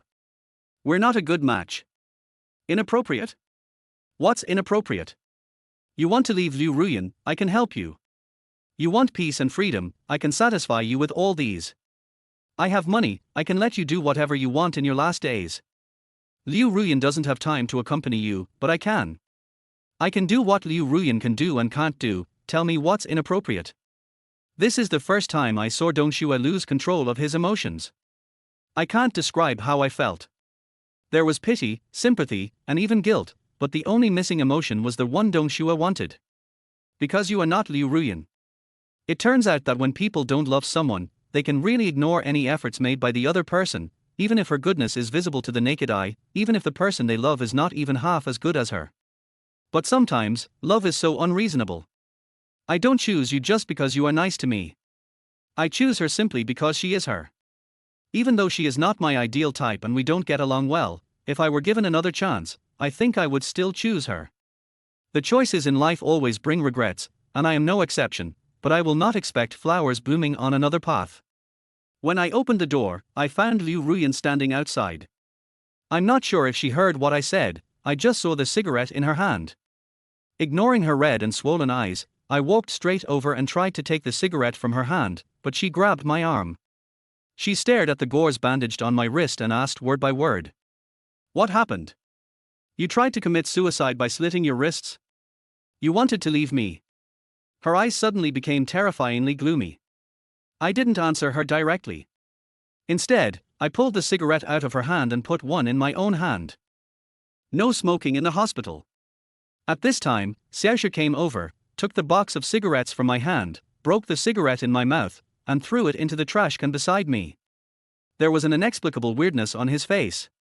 Maybe because he has been single for so many years, he simply cannot understand the way Liu Ruyan and I get along. I clearly always think of Liu Ruyan, and Liu Ruyan doesn't seem to ignore me at all, but why can't we get along well? He doesn't understand. So he had no intention of interfering in my relationship. The most he did was to tell me Dongshue's feelings for me. It is precisely because of this that I particularly want to avoid the winter snow. I'm leaving. Went home with Liu Ruyan. Just before leaving, she took a special look at my hospitalization records, artery rupture and massive bleeding. She suddenly choked up, and I didn't know whether she was moved to see that I didn't have a sterilization or she was crying because she felt sorry for me. I can't tell. I really can't tell the difference. I have lost the basic ability to judge whether Liu Ruyan's feelings for me are real or fake. Sometimes she was passionate, melting me in her false love, and when I thought I saw a glimmer of hope, she suddenly became cold and sent me back to hell. She is really a master at playing with emotions. Even if I try my best, I can only be a toy in her hands. There have been a lot of changes at home. Ever since I cut my wrists, all the glass and sharp objects in the house have disappeared. Even the doors and windows were fixed by the craftsman she hired, and the house became dark in the physical sense. She even hired someone to look after the kitchen utensils, and I completely lost the opportunity to cook and pass the time. I was like a prisoner, imprisoned in this small room. Chapter 17. Even though this house is not small, it is several hundred square meters, which is enough for me to move around freely. But I just can't stand being imprisoned like this. At a certain point, I really felt that this was a tomb and that I was already a dead person, both spiritually and physically. My already depressed spirit became even worse under this situation. My skin became pale due to not seeing the sun for a long time, and my complexion became more and more haggard. I have looked at myself now through objects that have been polished to a shine and reflected light. It is no exaggeration to say that I am a ghost walked out of hell. Even the nannies hired by Liu Ruyan at home would put away the smiles on their faces when they saw me. Liu Ruyan rarely comes back. One time I saw her gossip on my phone again. She was hugging a man by the river, and there seemed to be a photographer or something next to them. Maybe they were shooting a commercial. Anyway, I didn't pay attention to such details. My attention was completely drawn to that man. I recognized him, Chen Yang. A popular male star in the entertainment industry. It's not because I'm his fan, but because of the overwhelming advertisements, his face appears almost everywhere. Yes. What a beautiful face. I used to have it, but now other people find me scary. I laughed crazily, and my face looked even more ferocious. I could clearly feel my mouth was opening very wide, as if it was touching my ears, but I didn't feel any pain. I fell into a deep sleep. When I woke up the next day, there was one more person in the room, it was Chen Yang. My first reaction was not anger but self-mockery. Look, Liu Ruyan brought another man home again. This is what she said, time will prove everything. Chen Yang saw me and seemed to remember something.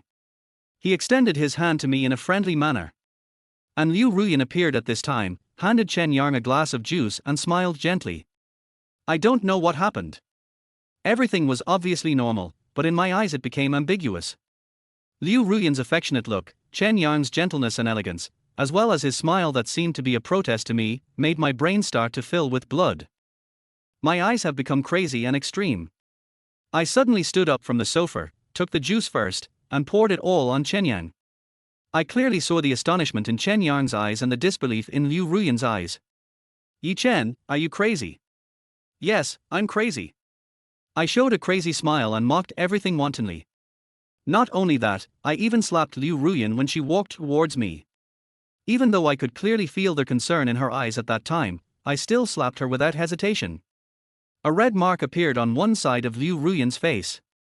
Chen Yang looked at everything happening before his eyes and didn't know what emotion he should feel. But my poor performance still made him make the first judgment. He came towards me and tried to restrain me, to stop my crazy behavior. I laughed like crazy. Even though I didn't feel anything in my heart and even my brain was starting to clear up, I could no longer control my hands and feet. Chapter 18. They took the initiative to fight with Chen Yang. My spy fingernails left red marks on Chen Yang's body. The most obvious disregard was the 30-centimeter long mark on his neck. The chaos at the scene prompted Liu Ruyan to call the police and warn the nanny at home not to gossip. I was quickly subdued. I was knocked unconscious by a stick. When I woke up, I was already sitting in a place surrounded by fences, and someone even asked me questions. I can't remember the specific content, I don't even remember what I said. I was released for unclear reasons.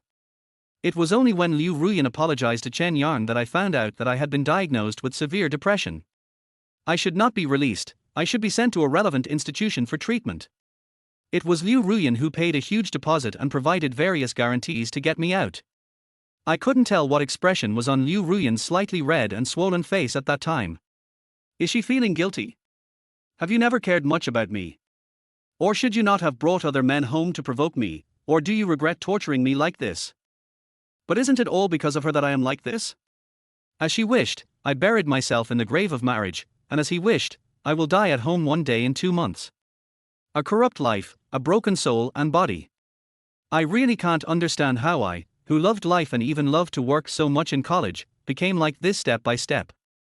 My psychiatrist is a woman in her 30s. She has a high nose bridge, long hair, and a very beautiful pair of gold-rimmed glasses.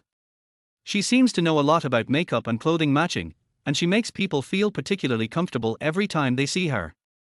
Her name is Sumai, and she was hired by Liu Ruyan at a huge expense. Because of my previous crazy behavior, I increased the original price several times, and only then was she willing to come.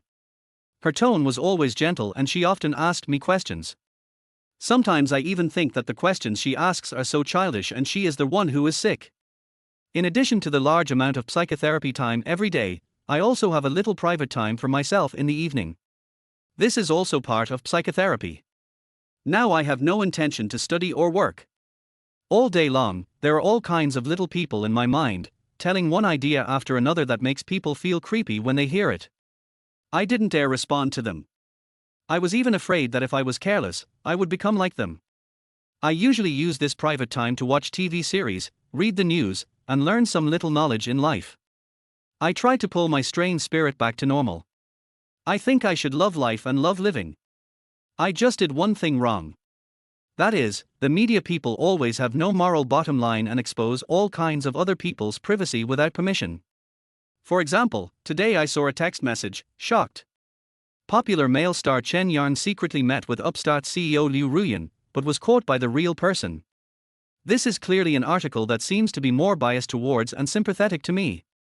Although the media people are very unscrupulous and tell everyone these very private things openly. But even in this article that clearly expresses sympathy for me, the comment section is full of people asking why I haven't died yet. Chapter 19. I may never be able to return to a normal life in this lifetime. At this moment, I couldn't even tell whether I was sick or these fans were just spectators. They don't care about the truth. They only knew that their idol was hurt. Even though I was the weak one, the victim, the one defending my marriage, I was cursed viciously by them. I saw it again, the one who is not loved is the third party. I feel inexplicably nauseous. So, love is to abandon etiquette and morality, destroy every bit of the past, and then throw yourself into the arms of another person. Isn't this violence? In the name of love. I can't understand their thoughts or even their brain circuits as a person with depression. Less than 2 hours after this article became a hot search, news about Xiaoxia popped up like mushrooms after a rain. Every message showed concern for me, and I also replied to him. Tell him I'm fine and not to worry. Although he may not believe it, I really feel that I am in a good state now. I don't think there is anything wrong with a depressed patient who is addicted to his own spiritual world but still has the most basic judgment ability. I don't have to think about anything anymore except what's going on between Liu Ruyan and me. Because now she comes to see me whenever she has time, even if we don't have any communication. People always cherish something more after they lose it. I think Liu Ruyan should be in this state now. But where do we get to? When I die completely at home soon, it will be even more wonderful for Liu Ruyan. I have this vicious thought in my mind. At the same time, sometimes when it's particularly quiet, I can't help but think. If the depression had not broken out in front of her, if I had not gone crazy in front of her, would she believe that I had become insane because of her torture? I don't know. I even think that maybe she herself doesn't know. Psychotherapy is not effective in the short term. It is a long treatment cycle that takes at least months. Especially for a patient like me with severe depression, it would probably take at least half a year to be cured. This is the case when I cooperate seriously. In other words, until I bid farewell to this world completely, I will continue to live in this world as a person with depression. You should take him out for a walk more often. The treatment has been effective over the past 2 days. He is very cooperative and will not have any aggressive behavior if you don't stimulate him. From his various behaviors, we can see that he is a person who loves life. Generally, such people rarely suffer from depression. You can spend more time with him. If the effect is good, he may be cured in 3 to 5 months. I took a sip of tea in the treatment room and heard Sumai talking with Liu Ruyan outside. Yes, my treatment went unexpectedly smoothly, and Sumai was able to tell Liu Ruyan the good news in time. I don't know what expression Liu Ruyan had at this moment, but she should be happy. It should be. On a sunny afternoon, Liu Ruyan, perhaps following Sumai's advice, took me out for a walk. When the long-lost sunshine shone on me, I actually felt as if I was in another world. As for Liu Ruyan, perhaps because she has been too busy with work recently, she looks a little haggard. There are faint dark circles under the eyes, and the lips are not as bright as they used to be. Chapter 20. I felt a little distressed, or maybe I walked over instinctively. Pay more attention to rest. My concern stunned Liu Ruyan for a moment, and she looked at me in disbelief. Yi Chen. Woo woo woo. She cried and hugged me all of a sudden, which made me a little overwhelmed. Did I do something wrong? I didn't know where to put my hands, so I just gently pulled Liu Ruyan out of my arms. Even though I enjoyed the feeling of hugging Liu Ruyan, I always remembered that I was a patient, a mental patient. Liu Ruyan was a little stunned. After a moment, she covered her mouth and started crying again. There was a pain in her eyes that I couldn't understand. Are you crying for me? It should be. Later, we went hiking the same mountain we had climbed together when we were in love. Although the mountain is not very high, only about 800 meters, a normal person with a little perseverance can easily climb it. But I resisted. Because every time I climbed dozens of steps, looking at those stone tables and chairs, I would remember the time when Liu Ruyan and I laughed and rested here. But now, the relationship between Liu Ruyan and I is as quiet as if we were two strangers. I tried to talk to her about something, but found that I had nothing to say. It was then that I realized that the reason why you have endless topics to talk about with someone is not because you have a high emotional intelligence, but because she is willing to chat with you. No matter how strange or awkward the topic is, she accepts it. I lowered my head to hide my emotions and walked forward silently. Liu Ruyan followed me in silence. During the several hours' journey, she never complained of being tired or asking for a rest. This was different from her past. Maybe she is also running away from her past self.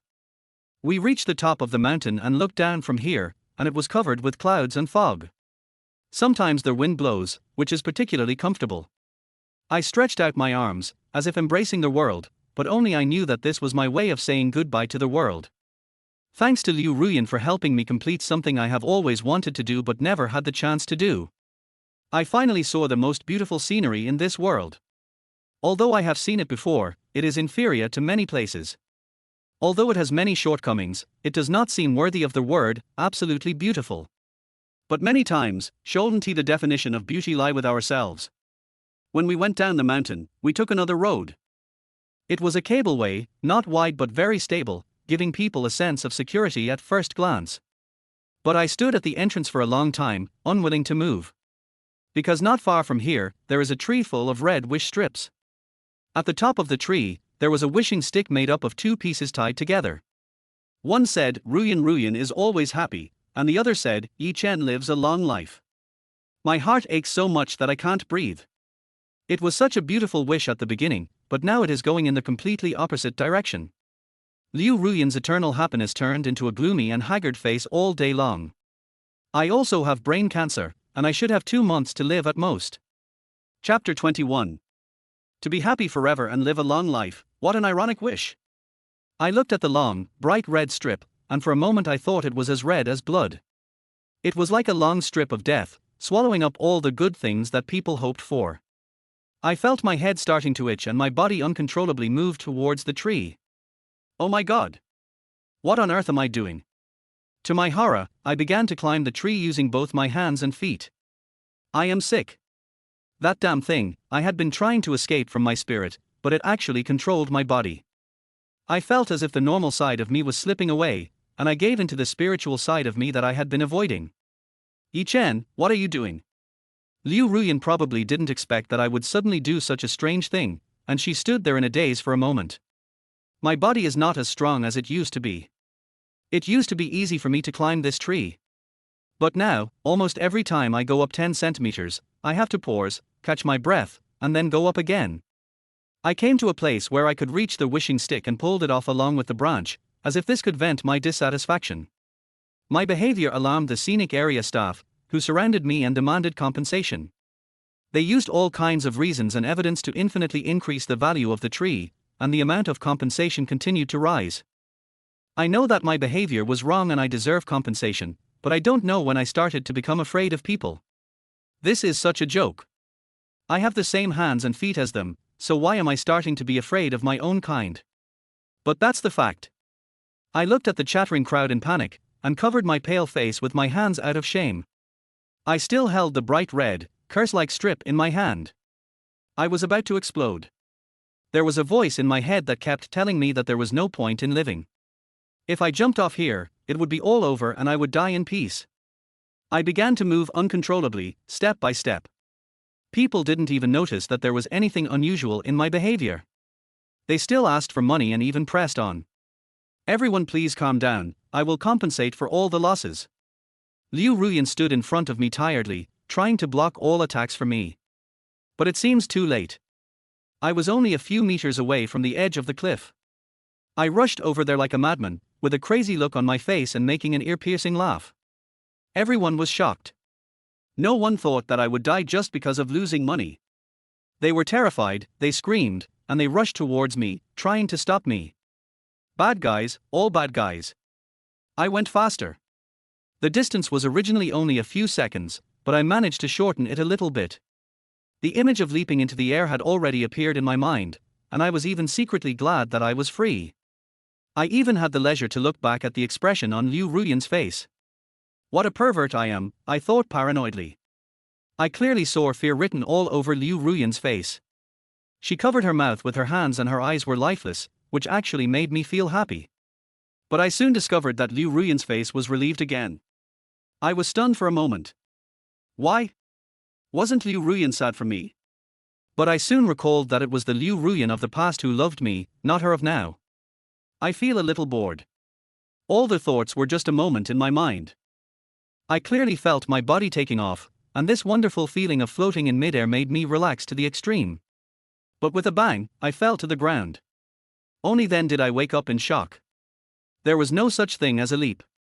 I just tripped and my body flew forward due to inertia. I bled a lot and had a lot of bruises on my body. Even though the place where I fell was only 1 meter away from the cliff, I didn't have the strength to climb up. And I woke up, and my normal self is back. I felt like a drowning person who suddenly breathed in fresh air. At that moment I was terrified. It was during the time when I fell that Liu Ruyan ran over and lay on me crying like crazy, with sobs and slapping sounds intertwined. At this moment, I seemed to be able to clearly feel Liu Ruyan's love for me again. I opened my mouth to say something, but in the end I said nothing and just handed her the wishing note in my hand. Her body trembled as she held me in her arms, her eyes filled with an extremely darkness. I was carried down the mountain. Liu Ruyan hired several people to take turns carrying me so that I could get down the mountain to receive medical treatment as soon as possible. The journey that originally took several hours was compressed into half. I looked at the regret and heartache in Liu Ruyan's eyes, and suddenly felt some regret in my heart. What am I doing? Hurting Liu Ruyan like this? Yi Chen, don't you love Liu Ruyan the most? I fell asleep. I dreamed that Liu Ruyan and I were back to normal. There is no Zhongyang, no Chen Yan, no depression, none of these, only the purest love between Liu Ruyan and me. Liu Ruyan loves me. I felt it as soon as I woke up in the hospital. She has really changed. Her every move will change because of my mood. For example, if I want to eat an apple, even if I don't say it, she will immediately peel it just by looking at the apple. She was a little cautious, but I truly felt the love in her caution. Liu Ruyan, you still love me, right? I bit the apple, hesitated for a moment, and looked at Liu Ruyan. Liu Ruyan's body stiffened for a moment, but quickly returned to normal. I will always love you. I don't know how true or false this sentence is, but at this moment, I was addicted. This long-lost love makes me feel much better. I felt abnormal as I was about to melt in Liu Ruyan's extremely sweet words. I want to recover as soon as possible and spend the last moments with Ruyan Liu. I even felt a little regretful, regretting my previous revenge and harm against Liu Ruyan, but I also hated the torture Liu Ruyan had inflicted on me before. This thought continued until I was discharged from the hospital. I just had a scratch, which looked scary, but it was nothing serious.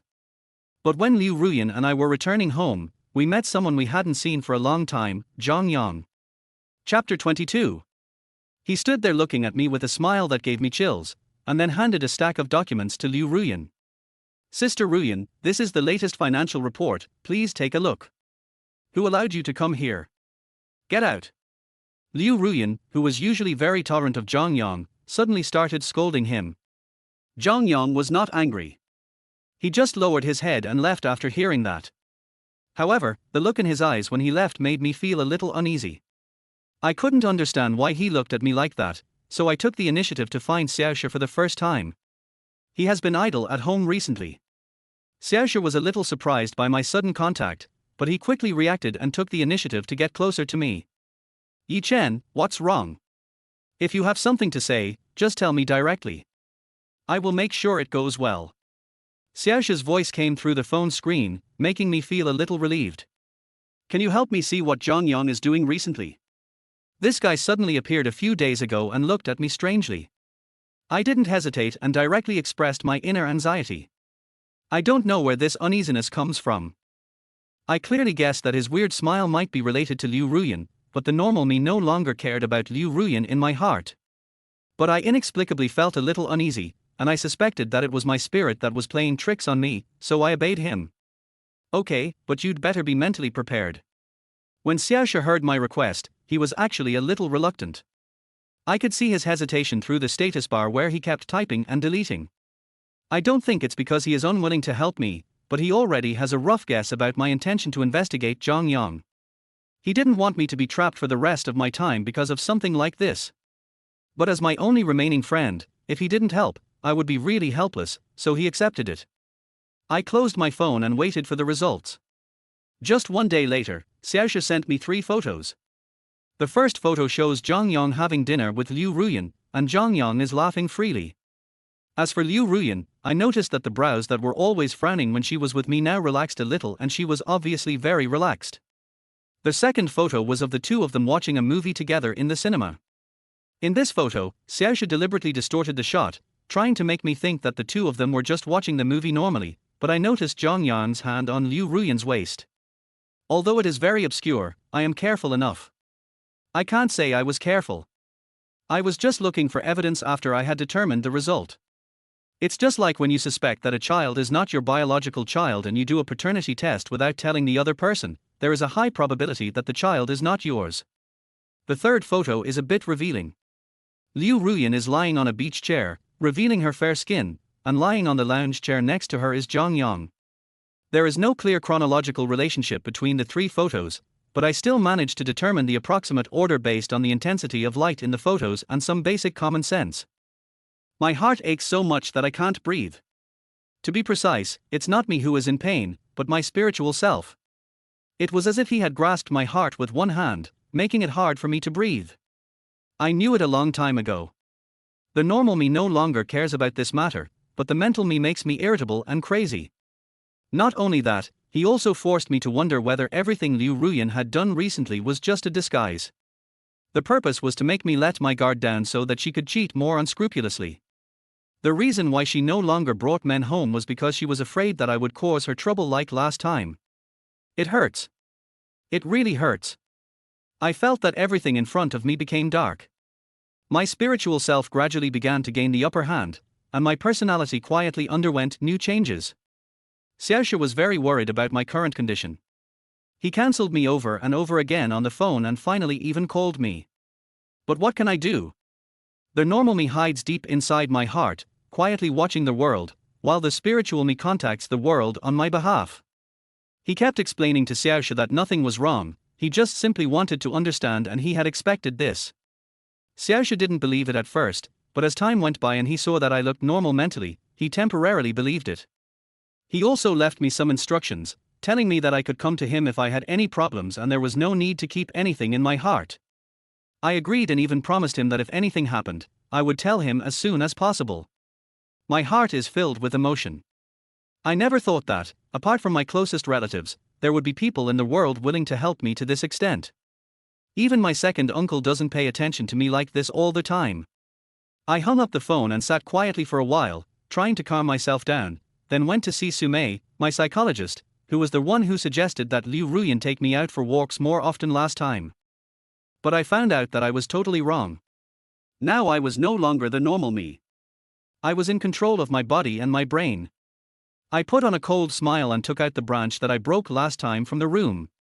At this moment, the leaves have not all withered, and the wishing stick looks old and white, but I don't know why, I always feel that it is so bright red and dazzling. I lit the fire and watched the wishing stick flicker and disappear in the flame. Watching the names of Liu Ruyan and Yi Chen disappear, the blessing, or more accurately the curse, turned into ashes. I smiled and grabbed the ashes, throwing them across the room. In an instant, the room was filled with ashes. The babysitter may have to clean up again. There was a knock on my door. It was Sumei. She noticed that I had not been seen for a long time today, so she came to find me. She knows my room. It was because I knew this that I was shocked when I opened the door and saw everything in the room. There was a pungent smell of burnt smoke and ashes floating everywhere, the whole place looked so terrible. For the first time, a look of difficulty appeared on her delicately made-up face. She knew that my condition had become more serious, even though I was getting better 2 days ago, and even yesterday I was fine. But today, I became someone else, so different that she took me to another room. Chapter 23. She handed me a whole set of test questions again. She needed to evaluate and test me again. Without hesitation, I marked the correct answers on the test questions one by one, and I finished them quickly. But when I handed her the answer sheet, the expression on her face became more and more solemn as I analyzed the answers more. She initially diagnosed me with schizophrenia, which was even superimposed on severe depression. She frowned and handed me another test that looked more numerous and possibly more accurate, and then became more convinced. Her brows were furrowed very deeply. She had never expected that my condition not only did not improve under her treatment, but became worse.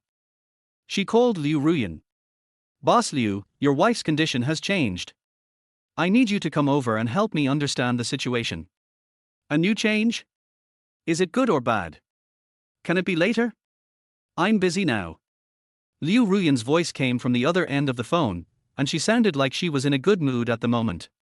"The situation is rather bad. I think it would be better if you come over now." Sumei mentioned my situation vaguely. There was no sound on the other end of the phone, and just when I thought she hung up, her voice came again. "In the evening. It's really too busy now." After saying that, she hung up the phone, leaving a trace of astonishment on Sumei's face. She was stunned for a moment, then put the phone away. "Since Miss Liu is busy, Why don't we talk about what happened in the past 2 days? What do you think? No problem. I don't mind the psychologist snooping into my inner thoughts. On the contrary, I cooperate with him. Because apart from Sumei, I have almost no one to talk to. Xiaoshu can't do it, I'm afraid he will worry, and Dongshui is even worse. I told him everything that happened that day, in detail, even some of my emotional changes. I described every detail in morbid detail. Maybe it was because I had been holding it in for too long. Sumei's expression changed from solemn at the beginning to silence, and later, she looked at me with pity. She glanced at the 3 photos on my phone and hesitated. Sir, I just tried to understand your psychological world and found it to be a mess. Your 2 selves are in opposition on certain things, or on the same thing, and this is the root cause of the deterioration of the situation.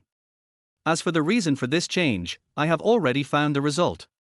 I smiled and nodded to her, praising her, amazing. But she shook her head and said with a wry smile, Sir, I have to tell you that I will no longer treat your psychological problems and will refund you in full later. Why? Is it complicated, or is it? I looked at her in confusion. I really like being treated by Sumei because I can talk to her about everything and it's very relaxing. But now Sumei is telling me that she is leaving. Sir, your condition is not complicated. On the contrary, it is very simple. It is common depression and split personality. It is not difficult to treat.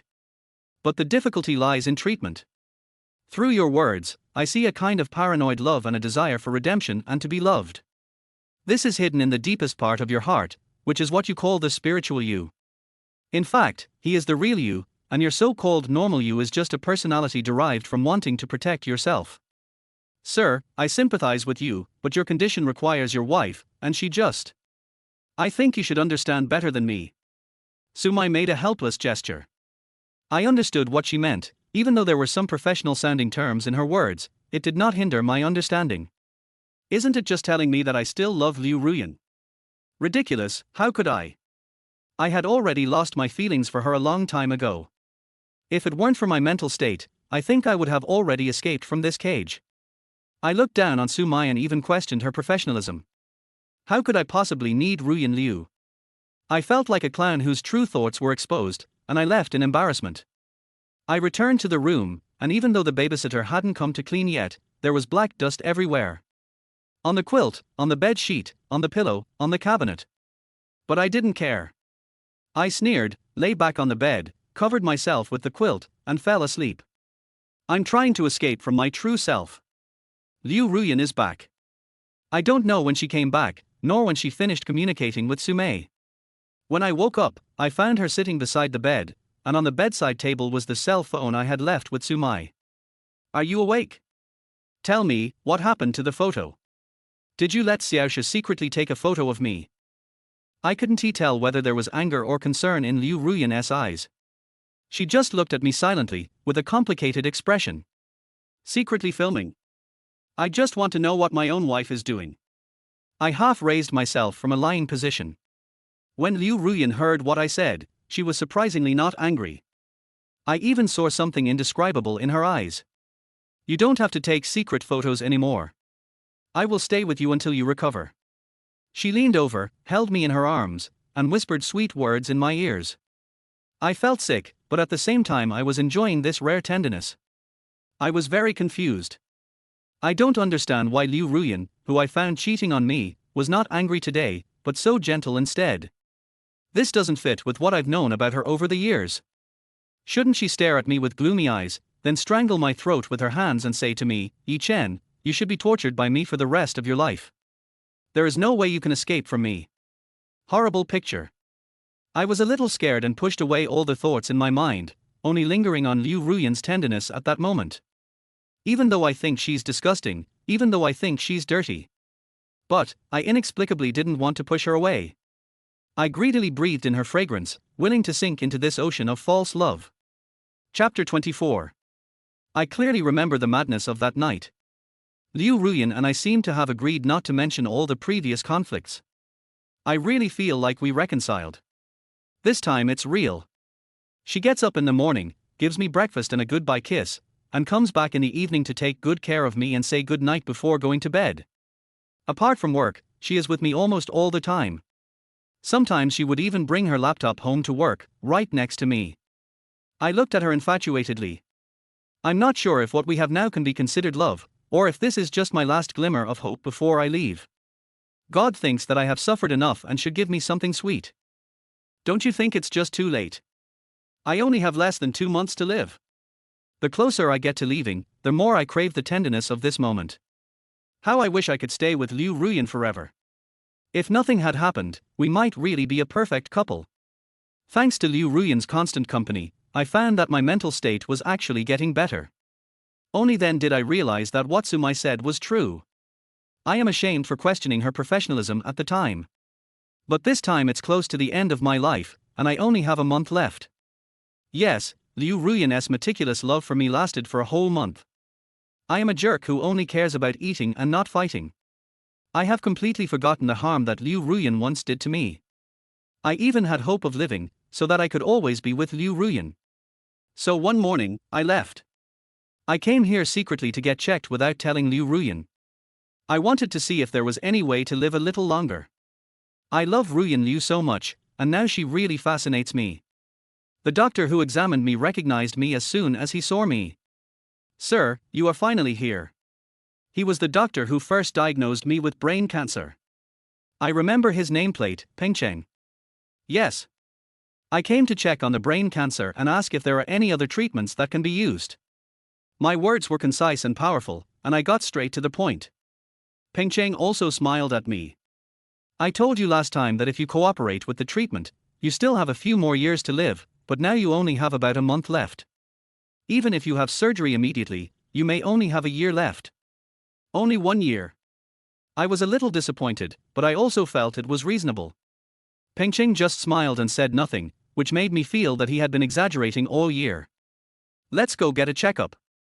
I went through a full checkup with Pengcheng, and when all the information was handed to him, I saw him frowning. What's wrong, Dr. Peng? Is it difficult? The situation is not optimistic.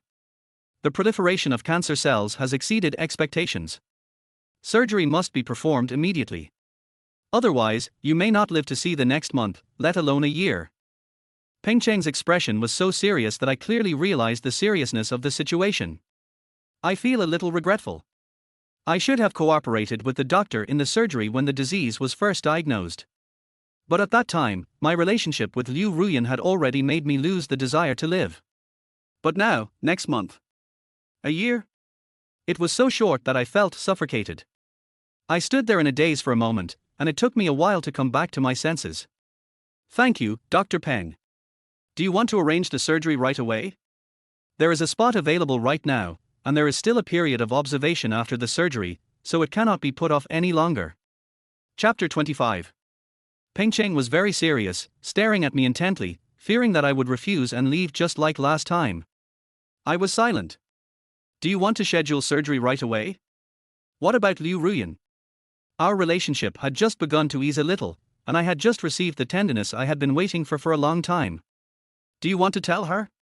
I hesitated for a moment and then made a decision. Please arrange the surgery for me. I'll pay the bill. After saying that, I left, of course to raise money. I definitely can't afford the hundreds of thousands of dollars for surgery, so I can only borrow money from someone. There are only a few people I know, Xiaoshi, Dong Shui, and Liu Ruyan. Xiaoshi may not have that many, but of course he may have some. After all, he used to work as a design director in Liu Ruyan's company and his monthly salary was very high, but I didn't plan to borrow money from him because such a large sum of money would be a burden for him.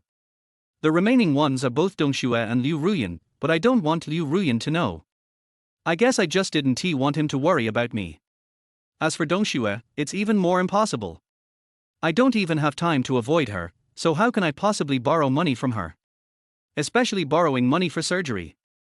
There is a 90% chance that she will borrow the money, but she will also come to me 100%. I am very sure of this. When it comes to love, you can't leave her even the slightest bit of room to think about it, otherwise she will rush into it like crazy. Even if she knows the ending, she will still risk her life. Because I know this feeling, it is even less likely that I would ask Dong Shui to borrow money. So, it seems that I only have one choice left. Find Xiaoshi and ask him to help me borrow money from Dong Shui, and I will pay him back later. This not only avoids excessive pressure on Xiaoxia, but also prevents Dong Shui from being involved with me. I did it as soon as I thought of it. I called Xiaoxia. What happened to Chen? Xiaoxia's voice reassured me as always, so I told him my plan. His voice suddenly became solemn, with a hint of imperceptible joy. They once thought that I was determined to die. After all, he had slit his wrists and committed suicide, and all these signs made them very worried. So they didn't even dare to mention the idea of treating me in front of me, for fear of upsetting me. But now that I brought it up on my own initiative, he was naturally very happy for me. Don't worry. Leave it to me. Just adjust your mindset and don't feel any pressure. Thank you very much. I thanked him solemnly. If it weren't for him, I don't know where I would be now. This thank you comes from the bottom of my heart. Har har har, there's no need to be like this. This is what brothers should do. He smiled and didn't care. And it was the first time that I realized that when you don't care about your own life, there are others who care for you. It is not necessarily limited to your parents and relatives, it could also be brothers, friends, or a warm-hearted stranger passing by. Although the probability of the latter is very small, it cannot be denied that it does exist. In just 3 minutes, or even less, Xiaoxia transferred a full 1 million. Not only that, he himself came over. But there was one thing that was beyond my expectation. Chapter 26. Winter snow is coming too. She stood behind Xiaoxia in a coquettish manner, as if she was afraid that I would be angry and did not dare to speak. My eyes turned to Xiaoxia, and the meaning in my eyes was about to turn into reality. Xiaoxia saw what I was thinking at a glance, pulled me aside and explained. I didn't tell her, but she was so careful that she realized right away that I didn't want to use the money. She transferred the money to me in just 1 minute, and then stopped me on the way and came over together. You know, her feelings for you are no less than your feelings for Liu Ruyan. I don't intend to interfere in your private affairs. But when she asked me for help, I couldn't refuse. Xiaoxia's words left me in a brief silence. I know what he said is true, and I have never doubted Dong Xue's love for me, although I don't know where the source of this love is. But it can be seen through a person's eyes. You can't hide your love for someone. I didn't discuss the right and wrong of this matter with Xiaoxia anymore, but just let it go. I just treated Dong Xue as if she was a transparent person and left her there. Even though she tried to talk to me many times, I ignored her. I was waiting for her to take the initiative but found myself feeling desperate with no response. I wanted her to give up on me and open her eyes. There are so many people who are better than me, there is no need for her to hang herself on this crooked tree of mine. I went to the finance department to pay the fees, and then took the receipt and found Pengcheng. Don't worry, everything has been arranged here. It's just a matter of signing and notifying the family. I'm in a bit of a dilemma. Notifying the family means notifying Liu Ruyan, so won't all my efforts be in vain? Doctor, I'm his best friend, can I sign for him? Xiaoxia stood up at the critical moment, and his voice was always so convincing. Pengcheng agreed, even though it was against the rules and regulations. It was 4 o'clock in the afternoon when I was sent to the operating room under the concerned gaze of Xiaoxia and Dong Xue. I know that from this moment on, I will be separated from Liu Ruyan for a short time. I suddenly felt a little regretful, because the next time we meet will be a week later. I had to face a full week of post-operative observation, which was the shortest possible time. Moreover, the surgery is not 100% successful, and I have to bear all the risks myself. But I finally bit the bullet. A short separation is for a better reunion. I believe that I will live a long life, just as Liu Ruyan once wished for me. The operation was successful. When I woke up again, Pengcheng told me this in person, so I had another year to live. I can stay in this world for 1 more year, and crave Liu Ruyan's tenderness for 1 more year. In my heart, I was fantasizing about how I would spend this wonderful year with Liu Ruyan. But something unexpected happened. This is what Xiaoxia told me later, and I clearly remember the sighing tone of his voice at that time. The week after I had surgery and entered the observation period, Liu Ruyan came to me like crazy. She looked for me in almost every possible place, but found nothing. My circle is also very small, with only Xiaoxia and Dong Xue, but both of them don't like Liu Ruyan very much. Chapter 27. So, Liu Ruyan fell into an endless hell for a week. She started drinking, she started looking for other people to accompany her like before, and she even kept cursing me. She suspected that I disappeared suddenly just to get revenge on her. I took revenge on her when our relationship was about to flourish again. She felt that my intentions were horrible, but she still didn't give up looking for me. This week, I could think about how broken she was. It was from then on that her distrust of me reached its peak. Because this was the second time I left her suddenly without any expectation. A week later, I was discharged from the hospital. When I showed up at home again, she was drunk and unconscious. The disheveled hair and red and swollen eyes made me feel so distressed that I couldn't bear it. I carefully picked her up from the ground, but accidentally kicked a wine bottle. The clanging sound of the wine bottle rolling suddenly woke up the half-sleeping Liu Ruyan. She slightly opened her lifeless eyes, and the first reaction she got when she saw me was not joy. She was crying, patting my chest and calling me a bastard. I didn't resist at all, but just held her tighter in my arms. I put her on the bed, picked up a hot towel, and meticulously wiped the vomit off her body. I used a comb to straighten her hair again and again, then I covered her with a blanket and put her hands on both sides. He turned around and wanted to get a cup of hot water that he had just boiled and feed it to her. But the next moment, she hugged me from behind like crazy. She sobbed and yelled, "Don't leave me." I carefully calmed her down, and when she relaxed a little, I turned my head and held her in my arms. Liu Ruyan had a faint fragrance on her body. I just held her in my arms, leaned my head on her, smelled the fragrance, and slept soundly. I even thought about how surprised Liu Ruyan would be when she wakes up and sees me tomorrow. A slap hit my face and I woke up from my daze. Liu Ruyan was looking at me with familiar eyes. It was the sinister look that once tormented me and kept me awake at night. She stared at me intently and made a sound that chilled me to the bone. "Yi Chen, you're back. You're back again. Do you think I can't survive if you suddenly disappear? I admit that your revenge was successful, but from now on, I will no longer be soft-hearted towards you." Liu Ruyan's words made my heart stop suddenly, and I began to suffocate. I don't understand why God always slaps me hard when I'm dreaming about beautiful things. I was clearly having a beautiful dream last night, and Liu Ruyan was clearly the same Liu Ruyan I loved last night. I was played a huge joke. When I wanted to live and was working hard for it, I fell into hell in an instant. Especially when I saw Liu Ruyan's gloomy eyes, I felt so painful that I couldn't breathe. I even wondered if God could only make me happy when I was about to die. Then I will just die. I regret having the life-extending surgery I had. I thought a year of happiness was waiting for me, but the truth was that the following year was torture. Liu Ruyan left shortly after I woke up, and I was alone again, living in this cold grave of marriage. Chapter 28. Even though there were the nanny and other people here besides me, I didn't feel any life at all. I feel like my mental state may be changing again. No, it can't be like this. I have to stop it. I tried hard not to think too much, and even picked up a design course that I hadn't touched for a long time. Fortunately, Liu Ruyan seemed to be afraid that something might happen to me again, so she didn't stay away for too long. But she was always unhappy and dazed. I felt distressed and tried to explain.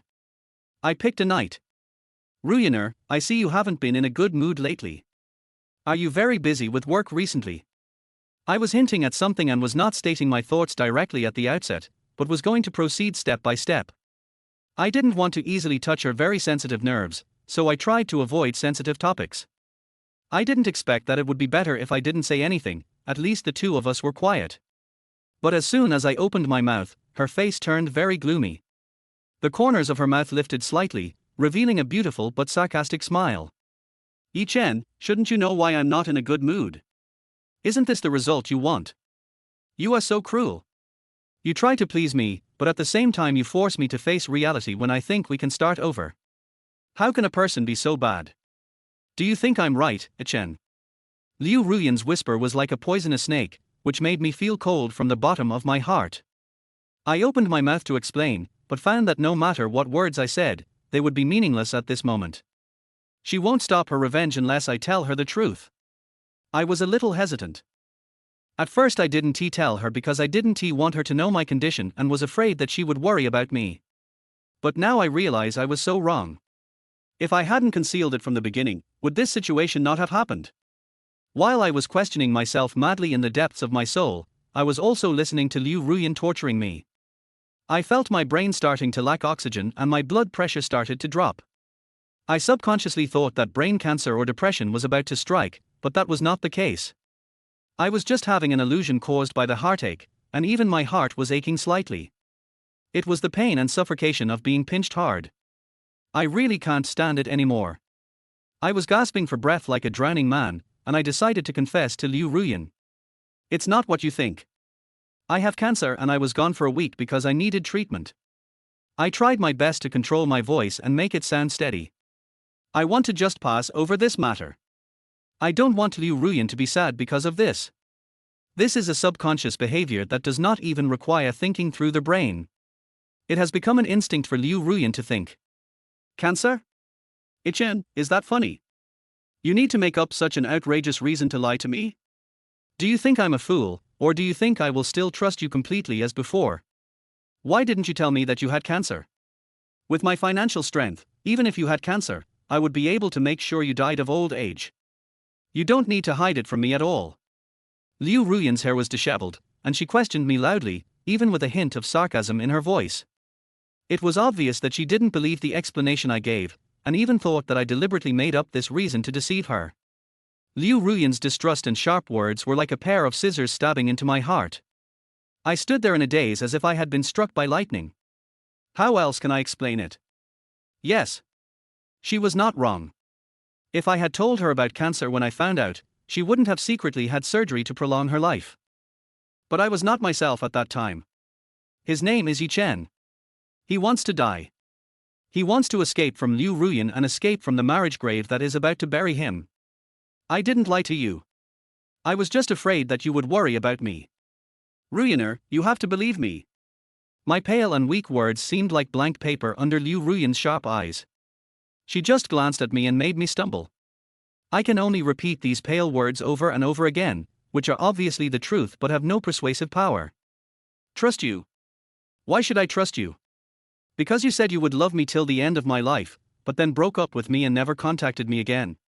Or because you disappeared for a week without saying a word. Yi Chen, don't you think you're ridiculous? It was you who made me lose my trust in you step by step, and now you want to bring me back to my former innocent self with just a few words. Are you dreaming? Liu Ruyan became more and more crazy as she spoke. I leaned backwards helplessly until I hit a wall. I leaned my whole body against it, as if I had found a pillar of support in my heart.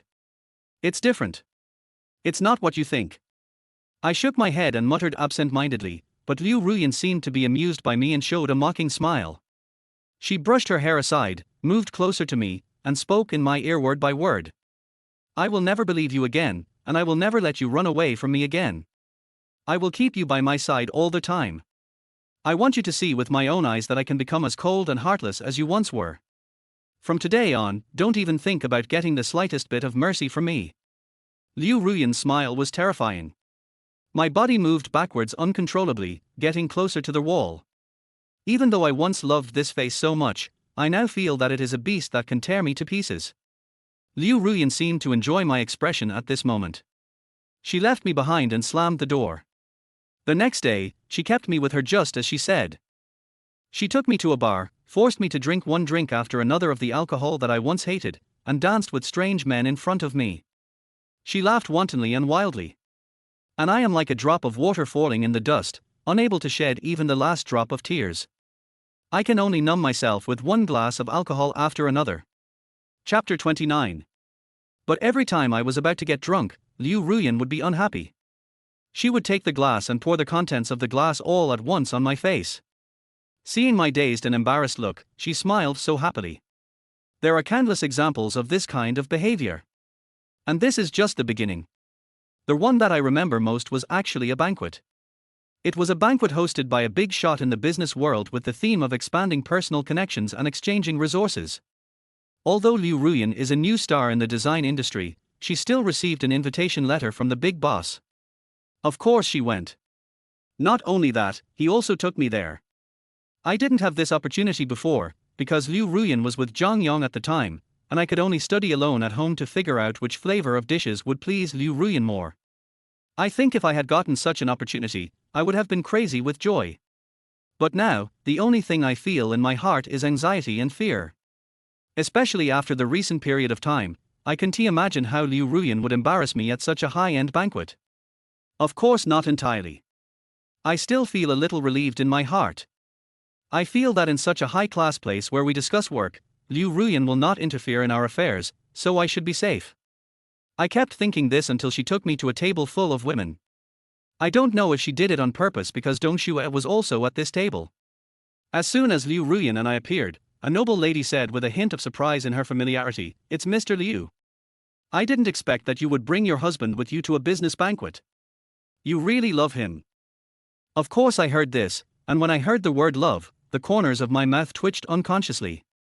If love means embarrassing me over and over again, then Liu Ruyan definitely loves me. I didn't take it to heart and just smiled politely. But I didn't expect that Liu Ruyan made me ashamed to face people because of this sentence.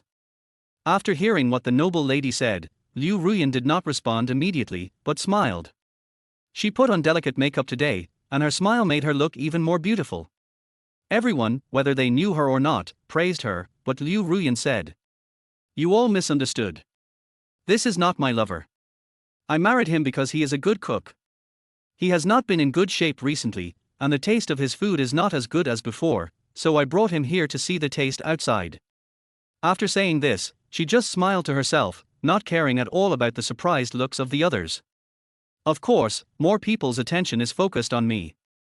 I clearly felt the sympathy and pity, occasionally mixed with a hint of disdain. I don't know what I looked like at that moment, but I think my face was as pale as blood. I really didn't expect that even in a place like this, Liu Ruyan would still embarrass me. I, a man who is married to her, was defined as a house husband. Even when everyone knew that Liu Ruyan had cheated on me, he said in public that I was not her lover. Wasn't this obviously pushing me into a mud pit? I feel like if I were given a crack in the ground right now, I could crawl into it. I silently endured the strange looks from everyone. Even if one of those looks was one of heartache, it would make me feel even more embarrassed. I had no explanation and my face was expressionless. I wanted to pull a chair next to Liu Ruyan and sit down. But Liu Ruyan didn't allow it. Her neck craned and she looked at me questioningly. "Yi Chen, what are you doing? You want to sit down too? Did I let you do that? Just stand behind me. It's better for your health." When I heard these humiliating words coming out of Liu Ruyan's mouth, my whole body was shaking. My ears were so hot that I wanted to cool them with ice. But unfortunately, there is no ice. All I could do was stop what I was doing and stand silently behind Liu Ruyan amid everyone's contemptuous looks. I felt like a clown, being watched and laughed at by everyone, and I didn't even dare to resist. I just don't want the family's disgrace to be known to everyone, and I want to maintain Liu Ruyan's last bit of face, even if it means stepping on me to do so. But who made me love her? My silence and my cowardice were seen by everyone. At this moment, their sympathy and compassion turned into contempt and disdain. This subtle change in his eyes could not escape my sensitive heart, and I clearly felt the tingling sensation on my skin. "Is this how Miss Liu treats her husband?" A clear female voice suddenly rang out. The other ladies were attracted by the voice, but I closed my eyes. "It's winter snow." She couldn't bear to see Ruyan Liu deliberately torturing me, so she spoke. I know she meant well, but I couldn't accept it. I stood silently behind Liu Ruyan, highlighting her superiority at the moment. "Why, Miss Dong thinks that what I did was wrong. Or does Miss Dong have other opinions?" Liu Ruyan's eyes narrowed into slits, showing no surprise at all, as if she had been expecting this moment for a long time. "I can't say I have an opinion, but I think that as your husband, you should at least not treat him like a slave and embarrass him." Dong Shue's voice was a mixture of impatience, heartache, anger, and other emotions. "Oh. Miss Dong, are you feeling sorry for my husband? I forgot that Miss Dong is unmarried now. You are not going to eat my leftovers, are you?" Liu Ruyan had no scruples. She seemed to be waiting for this moment. The verbal attack is almost tangible. Eating leftovers is the greatest humiliation for an unmarried woman. The ladies around understood immediately and quietly watched the plot, which was even more exciting than the TV series. It is incredible that a rising female star in the industry and the jewel in the crown of the head of a powerful consortium could actually quarrel with each other. You have to know that before this, there was no news that the two had any grudges against each other. Chapter 30. My face was burning with anger at Liu Ruyan's undisguised humiliation. It's worse than that, but I can't think of any words that are more embarrassing. I am a man, but I was called a leftover by my own wife in front of so many women. I don't think any man can endure such humiliation. Liu Ruyan not only wants to embarrass me, she is destroying my dignity. I wanted to resist, I wanted to fight back, but I didn't. I let it be. I have experienced more unbearable suffering than this, so what does this matter now? So what if others look at me with humiliation? But in the end I didn't dare to open my eyes. I am really afraid that the spiritual me that has not appeared for a long time will emerge from the depths of my heart again. I was even thinking at that time, I was clearly disappointed and even desperate about Liu Ruyan, so what made me come back again? Maybe I was born a lowly creature and deserved to be trampled into the dust by Liu Ruyan. Dong Shue's face also turned red. She stood up, her breathing becoming disordered due to anger and humiliation. Oh, Miss Dawn, please sit down first. It's just a quarrel. There's no need to make such a fuss. Mr. Liu, you too, you're going too far. If we continue, an accident might happen and someone might come out to mediate. But what he said made Dong Shue even angrier. A verbal dispute. Liu Ruyan, are you insulting someone else's personality, and your husband? You should know what you are doing better than me. The noble lady who had just been trying to stop the fight fell silent. At this moment, she realized that everything was not as simple as she had thought. I can feel the scrutiny on me. Liu Ruyan was also angered by Dong Shue, and her voice suddenly became louder. Miss Dawn, you also know that this is my man. Our relationship is our family affair. It is not your turn to make decisions. Liu Ruyan's voice was cold and unquestionable. Finally, he asked me in front of Dong Shue. Yi Chen, do you feel resentful for what I did to you? Do you feel that your dignity has been insulted? Think about it before you speak. Otherwise, Miss Dong Shue will be distressed. The entire banquet became quiet, without a single sound. Everyone has already noticed that something is not right between Liu Ruyan, Dong Shue and me. But what does this have to do with me?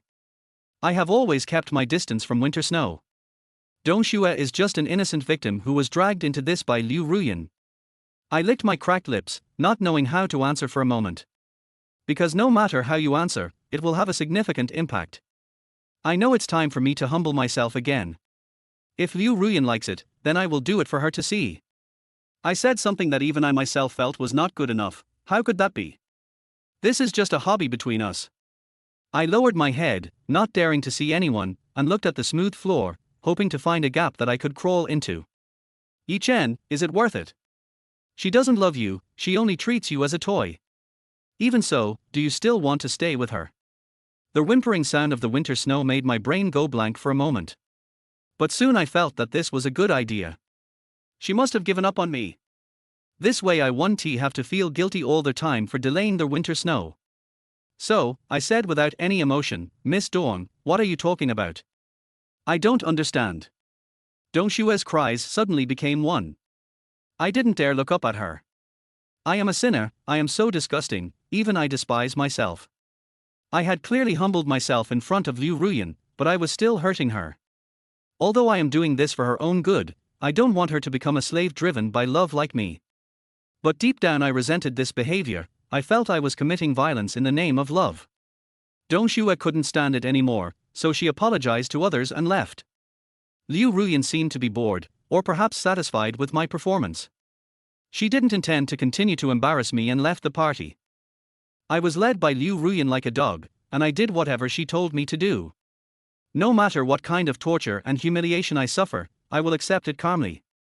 And my once healed heart began to turn back to its original grayness. No matter how much you love someone, they will leave you after experiencing countless hurts. Liu Ruyan's revenge also completely consumed my love. Even though she still held my hand when she went out, I was no longer myself. I learned how to pretend and how to act according to the situation. I would do anything that could make her happy. Because this will allow her to enjoy herself as quickly as possible, and I will also have time to catch my breath. However, Liu Ruyan became dissatisfied with me because of my obedience. She seemed to have lost the pleasure of torturing me and threw me back into that cold tomb. Every now and then, when she was in a bad mood, she would take me out to create some abnormal happiness for her. The unpleasant ending of Liu Ruyan and Dong Shue at the banquet was eventually made a hot topic by unscrupulous media. Some people even suspected that I was cheating on them, and some accused Dong Shue of meddling in other people's business, but no one condemned Liu Ruyan's violence in the name of love. Dong Shue was cyberbullied. The overwhelming headlines and sub-headlines swept the news list in an instant. In fact, it is just a small matter. The reason why it has such a high popularity is mainly because this matter has been overinterpreted and various bloody versions have been derived. Even I have been labeled as a scumbag, someone who has his fill and is greedy, etc. I feel a little guilty. After all, Dong Shue was caused by me, and I want to call Dong Shue. But I didn't fight in the end. I was afraid that my concern out of guilt would cause Dong Shue to misunderstand me. Finally, I sent a message to Xiaoxue. She's fine. 3 words popped up in Xiaoxue's chat box. Whether it was true or not, Xiaoxue didn't say anything more, and I didn't ask any more questions. Chapter 31. There must be something hateful about a pitiful person.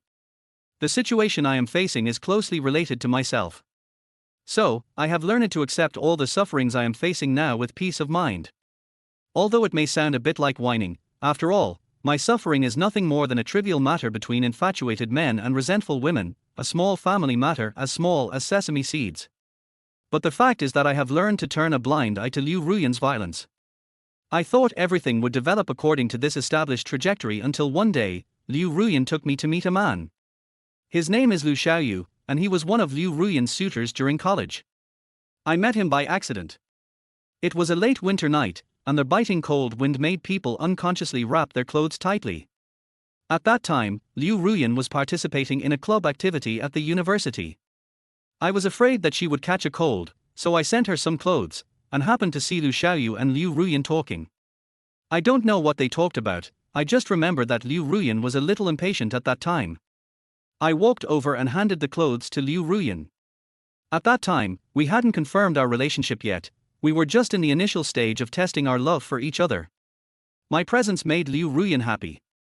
She asked me to help her put on her clothes and did some intimate things in front of Liu Xiaoyu. Liu Xiaoyu was a rich young man. Afterwards, he hired someone to beat me up and threatened me to leave Liu Ruyan on my own initiative. Unfortunately, I was too naive about love at that time and did not leave Ruyan Liu. Instead, I treated her even better and used all my strength to love her. It was from then on that my relationship with Liu Ruyan entered a new stage. Later, Liu Ruyan also learned about this and went directly to him to vent my anger. Later, Liu Xiaoyu went abroad, and Liu Ruyan and I became a couple that everyone envied.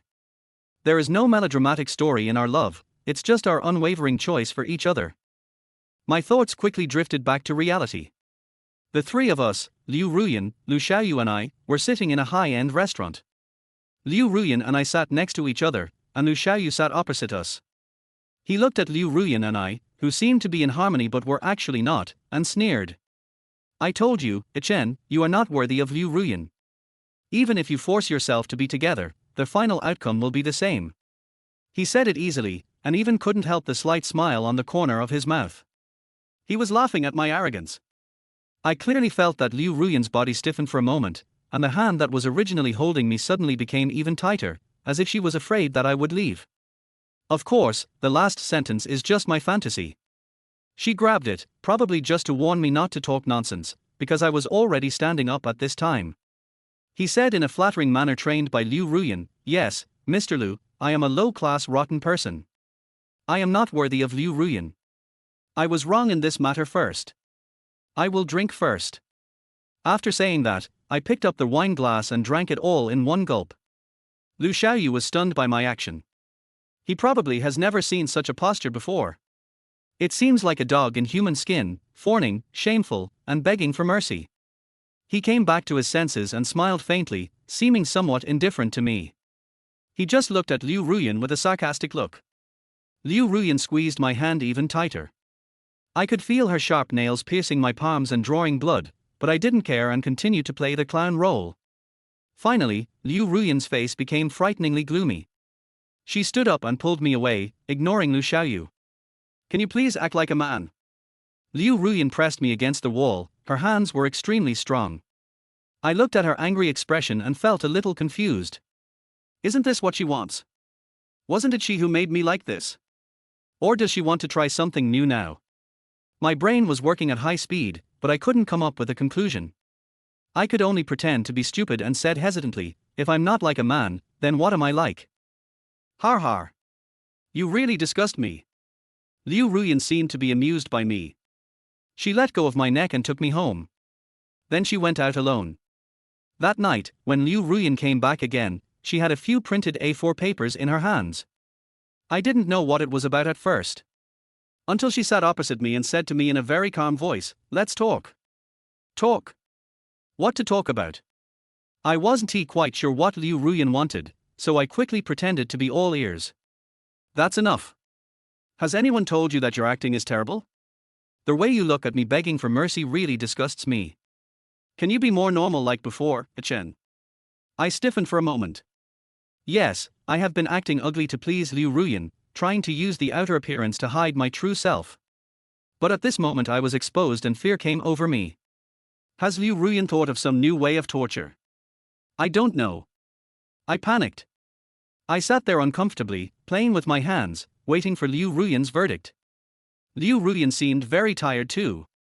She looked at me with disappointment and said to me in a very tired voice, "I don't know why you became like this, but I feel really bad. You were obviously not like this before.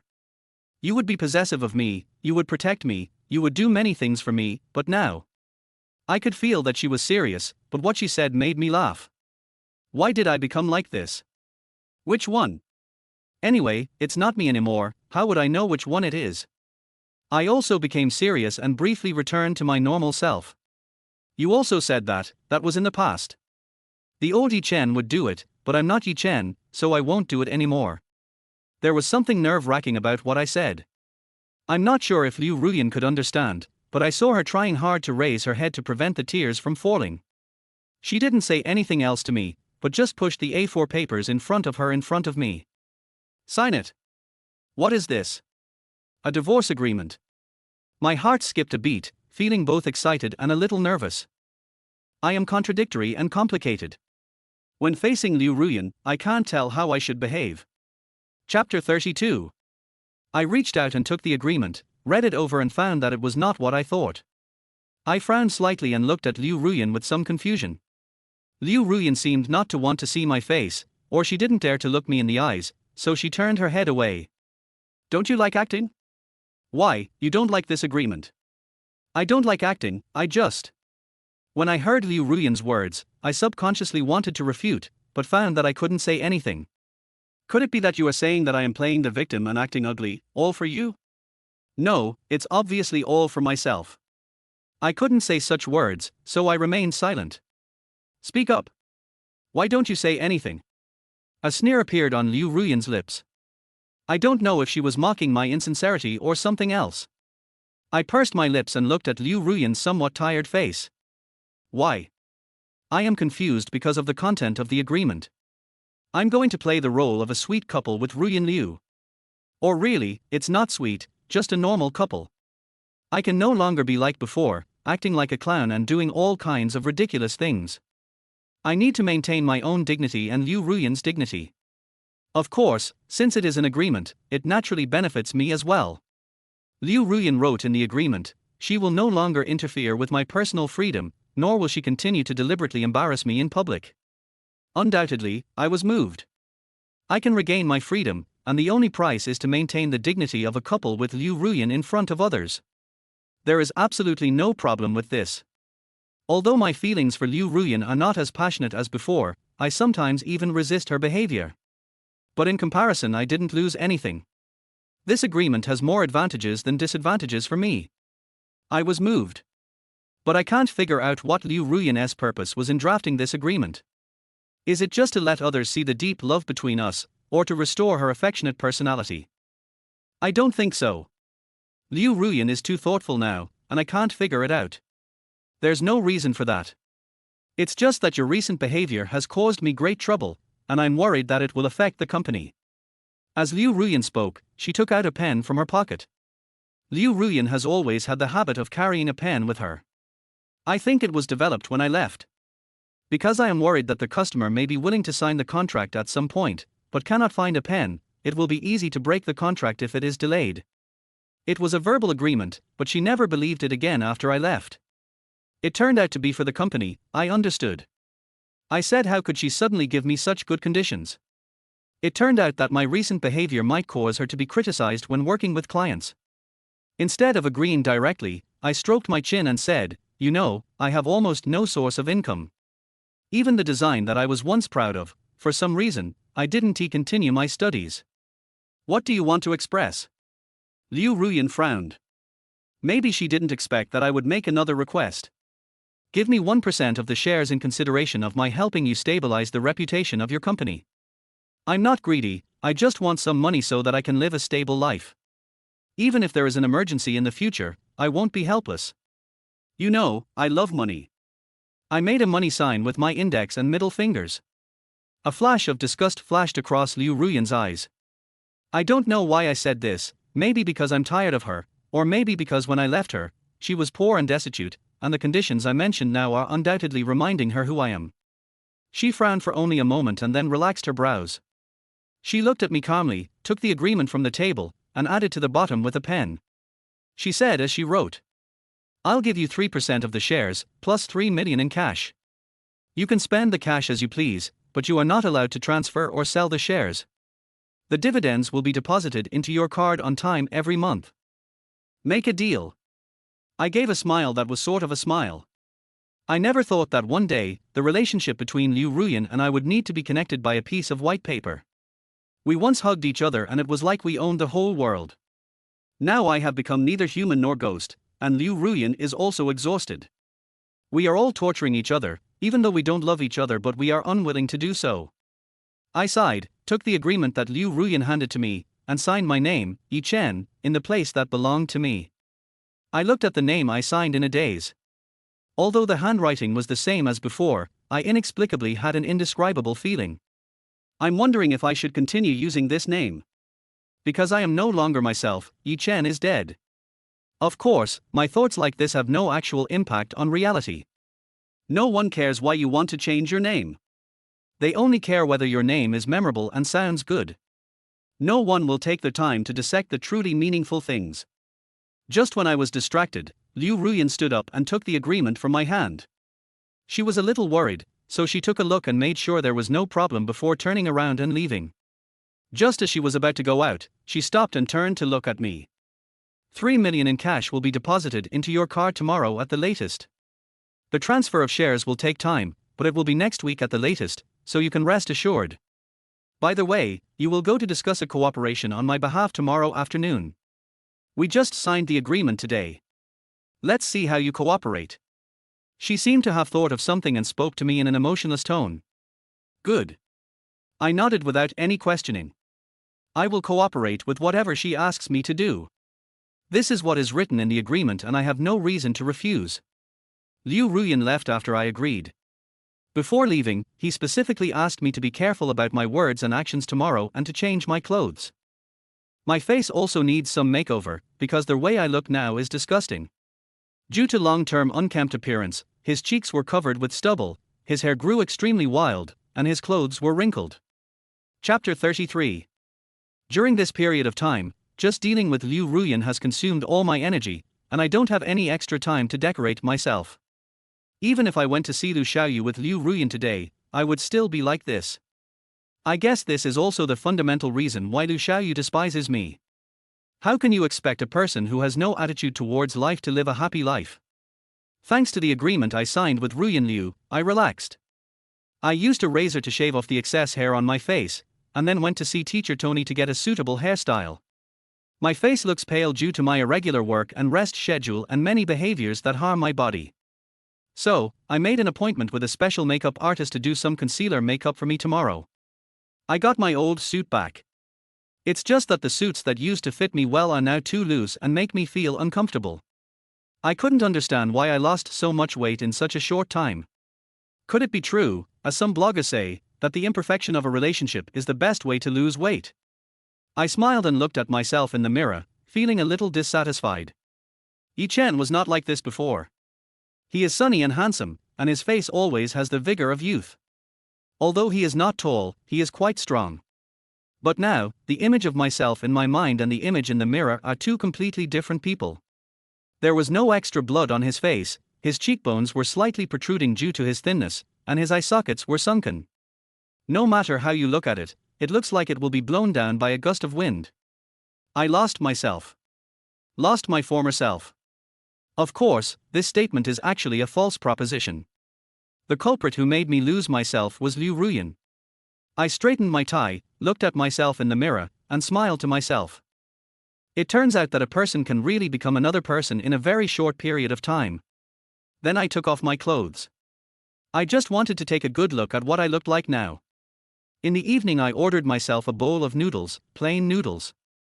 Because Liu Ruyan didn't let me enter the kitchen anymore, this bowl was made by the nanny. My favorite dish is plain noodles, because they are very easy to make. They only take a few minutes to prepare and there is no complicated process. It is so easy that even my grandma can make a bowl for me when I come home from school. I feel guilty for my grandmother's kindness in raising me. This was not because I felt guilty for not fulfilling my filial duties, but because I turned Yi Chen, whom she had tried her best to live as a decent human being, into someone he could not even recognize. When Liu Ruyan came back in the evening and saw me after I had made myself look groomed, she stood there in a daze for a moment. I didn't avoid her either. Look, what's so good about me now? It's okay as long as she's not afraid. When I felt my body a little stiff from not moving for so long, I suddenly heard her say, "Yi Chen, you've lost weight." There was a look in her eyes that I had never seen before. It was heartache. It's the kind of redemption I haven't seen in a long time. But I can't understand why this moment happened to Liu Ruyan. If she really still loved me and cared about me, I wouldn't have become like this. I didn't respond, but just lowered my head, poured myself a glass of water, and drank it sips.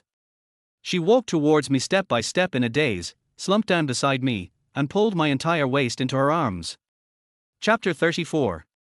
I felt this warmth that I hadn't felt for a long time, and at the same time, I had an urge to break free. But I didn't. Because I'm obsessed with it too. My fascination with it even exceeds my disgust towards Ruyan Liu. The night passed peacefully, and we didn't talk much. The air was quiet, but I felt particularly comfortable. No quarrels, just getting along silently. She was busy working on her laptop on one side, and I was watching the news on the other side. All in all, we had a great time tonight. And, most importantly, my 3 million arrived. A full 3 million. Even if I spent half my life drawing pictures for others, I wouldn't be able to earn that much. Even though I am not interested in money, I can't help but feel a little uneasy at this moment. My empty and broken heart suddenly felt a sense of satisfaction. For the first time in my life, I understood that money is a man's courage. At this moment, I even felt that I had the confidence to turn against Liu Ruyan. But I didn't. For men, sometimes the promise is important, but more often, the person is important. I always kept in mind the agreement signed between Liu Ruyan and me, and put on a suit and tie the next afternoon. I was tying my tie when the makeup artist arrived. The makeup artist drew eyeliner on me, which made me look much more energetic, and then it was all about the little details. I probably don't like trouble. Just watching the makeup artist applying and massaging the makeup stroke by stroke makes me feel a bit overwhelmed. I simply closed my eyes and let the makeup artist do her work. An hour later, I heard the makeup artist's voice and opened my eyes. "Brother, are you satisfied with it?" The makeup artist was a woman in her 20s or 30s, and she asked me with some trepidation at this moment. Since I didn't give her any makeup advice or preferences, she was afraid that I wouldn't be satisfied and she would have to start over, or that I would refuse to pay. Of course, refusing to pay is just a joke, but it is a real possibility. I looked at myself in the mirror and marveled at the power of makeup. I looked completely different than I had seen yesterday. His lips were rosy and his teeth were white, and his face was no longer pale, but rosy. I don't know what technique she used. My cheekbones are obviously a bit prominent, but at this moment it became a scoring point. I am very satisfied. It's not just because the makeup artist is very skilled, but also because the person in the mirror reminds me of my former self. People always miss it. I want to buy some osmanthus flowers and carry them with wine, but it's not like the travels of my youth. Poems like these will never lack an audience. They not only miss their old friends, but also their former selves. At that time, he was full of desire for the future and wanted to conquer the sea of stars. But later I found out that I was the one to be conquered. I laughed at myself in my heart and suppressed the inexplicable emotion. I transferred the money to the makeup artist, watched her leave with a smile on her face, and then transferred another 2 million to Xiaoxia. 1 million of the money was to repay Dongxue, and the rest was for Xiaoxia. He quit his job because of me and helped me many times. 1 million is not enough to express my gratitude. Chapter 35. Less than 2 minutes after the money was transferred, Xiaoxia called. Yi Chen, why are you giving me so much money? It's still winter snow. I said briefly. You know that's not what I'm talking about. It's for you. If you don't want to break off contact with me, accept it. After saying that, I hung up the phone. I know Xiaoxia's character, and I know he will transfer the 1 million back, so I predicted it in advance. The reason I left 1 million is for emergencies. After all, no one can tell which will come first, tomorrow or an accident. People always have a natural fear of the unknown. I didn't need to take a taxi because Liu Ruyan had reserved a car specifically for my trip today, and the driver was Zhang Yang. He was supposed to be the one to negotiate this cooperation, but for some reason he suddenly gave it to me, so he became my driver for this trip. There was no communication between us and the atmosphere was terribly tense. When I was sitting in the back seat, I looked out the window boredly and occasionally looked forward, while he was sitting in the driver's seat, looking at me coldly through the front mirror. I actually couldn't understand why he looked at me like that and had such great malice towards me. Is it because of some intimate actions between Liu Ruyan and me? Or is it that Liu Ruyan has to go home every night now and has no time to fool around with him? I'm not sure, but I don't think there's anything wrong with it. I am Liu Ruyan's nominal husband. Even if I have bad intentions, I should be the one to treat him, because this green hat is still on my head. Brother Chen, you and Sister Ruyan have been getting along very well recently. Just as he passed a turn, Zhang Yang suddenly said these words inexplicably. I didn't know what he wanted to do, and I didn't even want to say anything to him, but out of politeness I still replied with a single word, yeah. Zhang Yang smiled. His smile looked somewhat ferocious, and one could clearly see the joints of his hands gripping the steering wheel. He continued as he drove, Brother Chen, don't you feel you are redundant? Redundant? Am I redundant? I was stunned when I heard Zhang Yang say this. Although this sentence seems to describe me very aptly at a certain period of time. But I think I can make fun of myself, but not others, especially if she is a mistress. This is because of my identity and dignity. Of course, if it were in the past, I might have just let this statement go. At that time, I had no intention of competing with Zhang Yang for favor, but was just wasting my time. But now, I have signed an agreement with Liu Ruyan to play the role of a good husband. Although this may not work for Zhang Yang, I have now become a rotten person who even I think is ugly when I look at myself. Why should I continue to compromise? I decided to disgust him, even if it wasn't because he cheated on me, but to vent my anger and please myself. Redundant, of course. But there is no other way. I once proposed divorce to Liu Ruyan to make way for you, but Liu Ruyan refused. My words were like a depth charge, triggering an immediate chemical reaction. Zhang Yan's expression became even more ferocious, and blue blood veins appeared on the back of his hand due to excessive force. Chapter 36. Are you very proud? Yi Chen, don't forget that Liu Ruyan doesn't love you. She is just acting like this out of revenge against you. Zhang Yang parked the car on the side of the road, turned around with a ferocious look on his face and yelled at me. Urgent. He was anxious. Looking at Zhang Yang's hysterical expression, I actually felt somewhat refreshed. I seemed to understand why Liu Ruyan always enjoyed the expression on my face after being tortured. So, I decided to add fuel to the fire. I know. But she would rather take revenge on me than divorce me, and you can only stand here and be furious at me. If you really want to be tough, go and yell at Liu Ruyan. What's the point of talking to me here? You. Zhang Yang's face finally turned red, and I felt so comfortable that I almost sang a song. But I certainly wouldn't do that. After all, the fact is that I was cheated on, and the mistress was right in front of me. Even if I made him grit his teeth at what I said, it couldn't change the actual mental harm he had caused me. In this wave, we are at most equal. Even if I have a slight advantage, I will kill 1,000 enemies but lose 800 of my own. Zhang Yang was at a loss for what to do with me, so he turned back and drove. After all, the time has been set. If we go late and the other party cancels the cooperation, it will not affect me at all, but it will have some impact on Zhang Yang. Liu Ruyan will not be able to leave everything to him next time. The location for this cooperation discussion was set at a restaurant on the business street. It's very plain, not what I would imagine a fancy restaurant to be. I took the documents and found the agreed seat and sat down. Then I read the documents I had already read once so that I would not forget the words during the meeting later. Zhang Yang didn't follow me. He stayed in the car alone, probably still dreaming that I didn't understand business negotiations and would fail. But he didn't know, and even I didn't know, how outrageous this meeting was. I sat in my seat bored, already 1 minute late for the agreed time. I decided that in 10 minutes, I would call the contact directly. During the remaining waiting time, I just quietly watched the people passing by outside.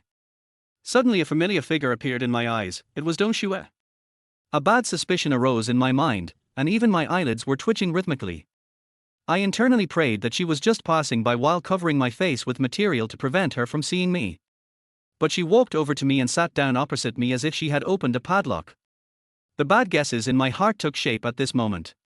When Dong Xue first sat down opposite me, she didn't show any special reaction. She just looked at me curiously as I covered my face with material. "Hello, may I ask if you are the one from Liu's group this time?" "Yi Chen, why is it you?" Dong Xue was also shocked. She obviously didn't expect that the person who would discuss cooperation with her this time would be me. I couldn't tell what expression was on her face at that moment. Surprise, joy, sadness, all kinds of expressions were mixed together. I felt a little embarrassed, but my expression didn't change at all. I put down the materials in my hand, stood up, and said politely, "Hello, Miss Dawn, I am Yi Chen, the person in charge of the business talks at Liu Group this time." My politeness made the joy in Dong Xue's eyes fade away quickly. Chapter 37. Chapter 29. Eating vegetables. Nothing is more hurtful than the politest words coming from the people closest to you. Even though Dong Xue is not my relative, I know that she still keeps me in her heart. The look in her eyes the moment she saw me just now couldn't be faked. Because I have had it before, and I have been humble and obedient because of her. My movements were very smooth, even though I hadn't practiced much in private. Maybe this is due to my lack of love, the blood suppression for those who love me. I don't have any pressure to have any talks, whether successful or not. Dong Xue looked at me steadily for a while, then stood up and said as well. "Dong Group, Dong Xue." She held out her hand to me, wanting to shake hands. I wanted to refuse, but she saw through my thoughts and spoke first. "Mr. Yi Chen, I am talking to you as the first party in the negotiation, not Dong Xue. Please don't bring other emotions into it." I was stunned for a moment before I reacted and shook hands with her, but we separated immediately. Dong Xue's hands are small, and her skin is delicate and soft. This was my first impression when I came into contact with her, and then I decisively distanced myself from her. We both sat down, and I said, "Ms. Dong Xue, the information I have here. It seems that Mr. Yi Chen is not very familiar with the process of business talks. How can he talk about business right away? I am in a hurry and have not eaten lunch. Can I order a meal first? If Liu Group can't afford the meal, I can do it for you." Dong Xue interrupted and then called the waiter. The waitress was a girl who should still be in high school. She lowered her head and held a card and pen in her stiff hands to write down the names of the dishes she would hear later. But Dong Xue doesn't play by the rules. Don't remember it. Tell your boss to submit a copy of everything. Dong Xue's words obviously shocked the little girl. She had never heard of such a request, and if she had only seen it on TV. How could there be such a sucker in real life? Even if there is, it shouldn't appear in a restaurant of their level. She reacted quickly and went straight to inform the owner of the store. Only after the boss confirmed it again and again did they notify the kitchen to start work. After Dong Xue had finished everything, I said calmly, "Can we finish all this food? It's a bit wasteful." Dong Xue didn't care at all, instead she smiled smugly. "Sir, are you trying to save money for Liu Ruyan? Or are you dissatisfied with me as the client? You should remember that in this industry, the client is God, so be careful with your attitude." I was choked for a moment and stopped the words that I was going to use to educate him. Our atmosphere fell into silence. All the information Liu Ruyan prepared in advance about the talks was not used. Could it be that Liu Ruyan didn't know who the person she was meeting with was? I was a little confused. Based on the relationship between the two, Liu Ruyan would not let me discuss cooperation with Dong Xue. I was a little confused, but it didn't matter. Since I was already here, I couldn't just go back. Yi Chen, you paid back the money so quickly, it must have something to do with Liu Ruyan. In the stagnant atmosphere, Dong Xue spoke first, still with a bright smile. My body stiffened. Right. Your relationship with Liu Ruyan. Dong Xue had obviously anticipated my answer, and then she began to ask me indirectly about the current situation between Liu Ruyan and me. I roughly guessed what she was thinking, so I closed the information in front of me nonchalantly and looked at her. Ms. Dawn, I don't think this is the topic of the conversation. Liu Ruyan and I have a good relationship, so please don't make assumptions. Oh. What do you mean, Mr. Yi Chen? Do you think I can't live without you? I'm just curious. Please don't take yourself too seriously. Dong Xue's answer this time surprised me. My face felt like it was burning.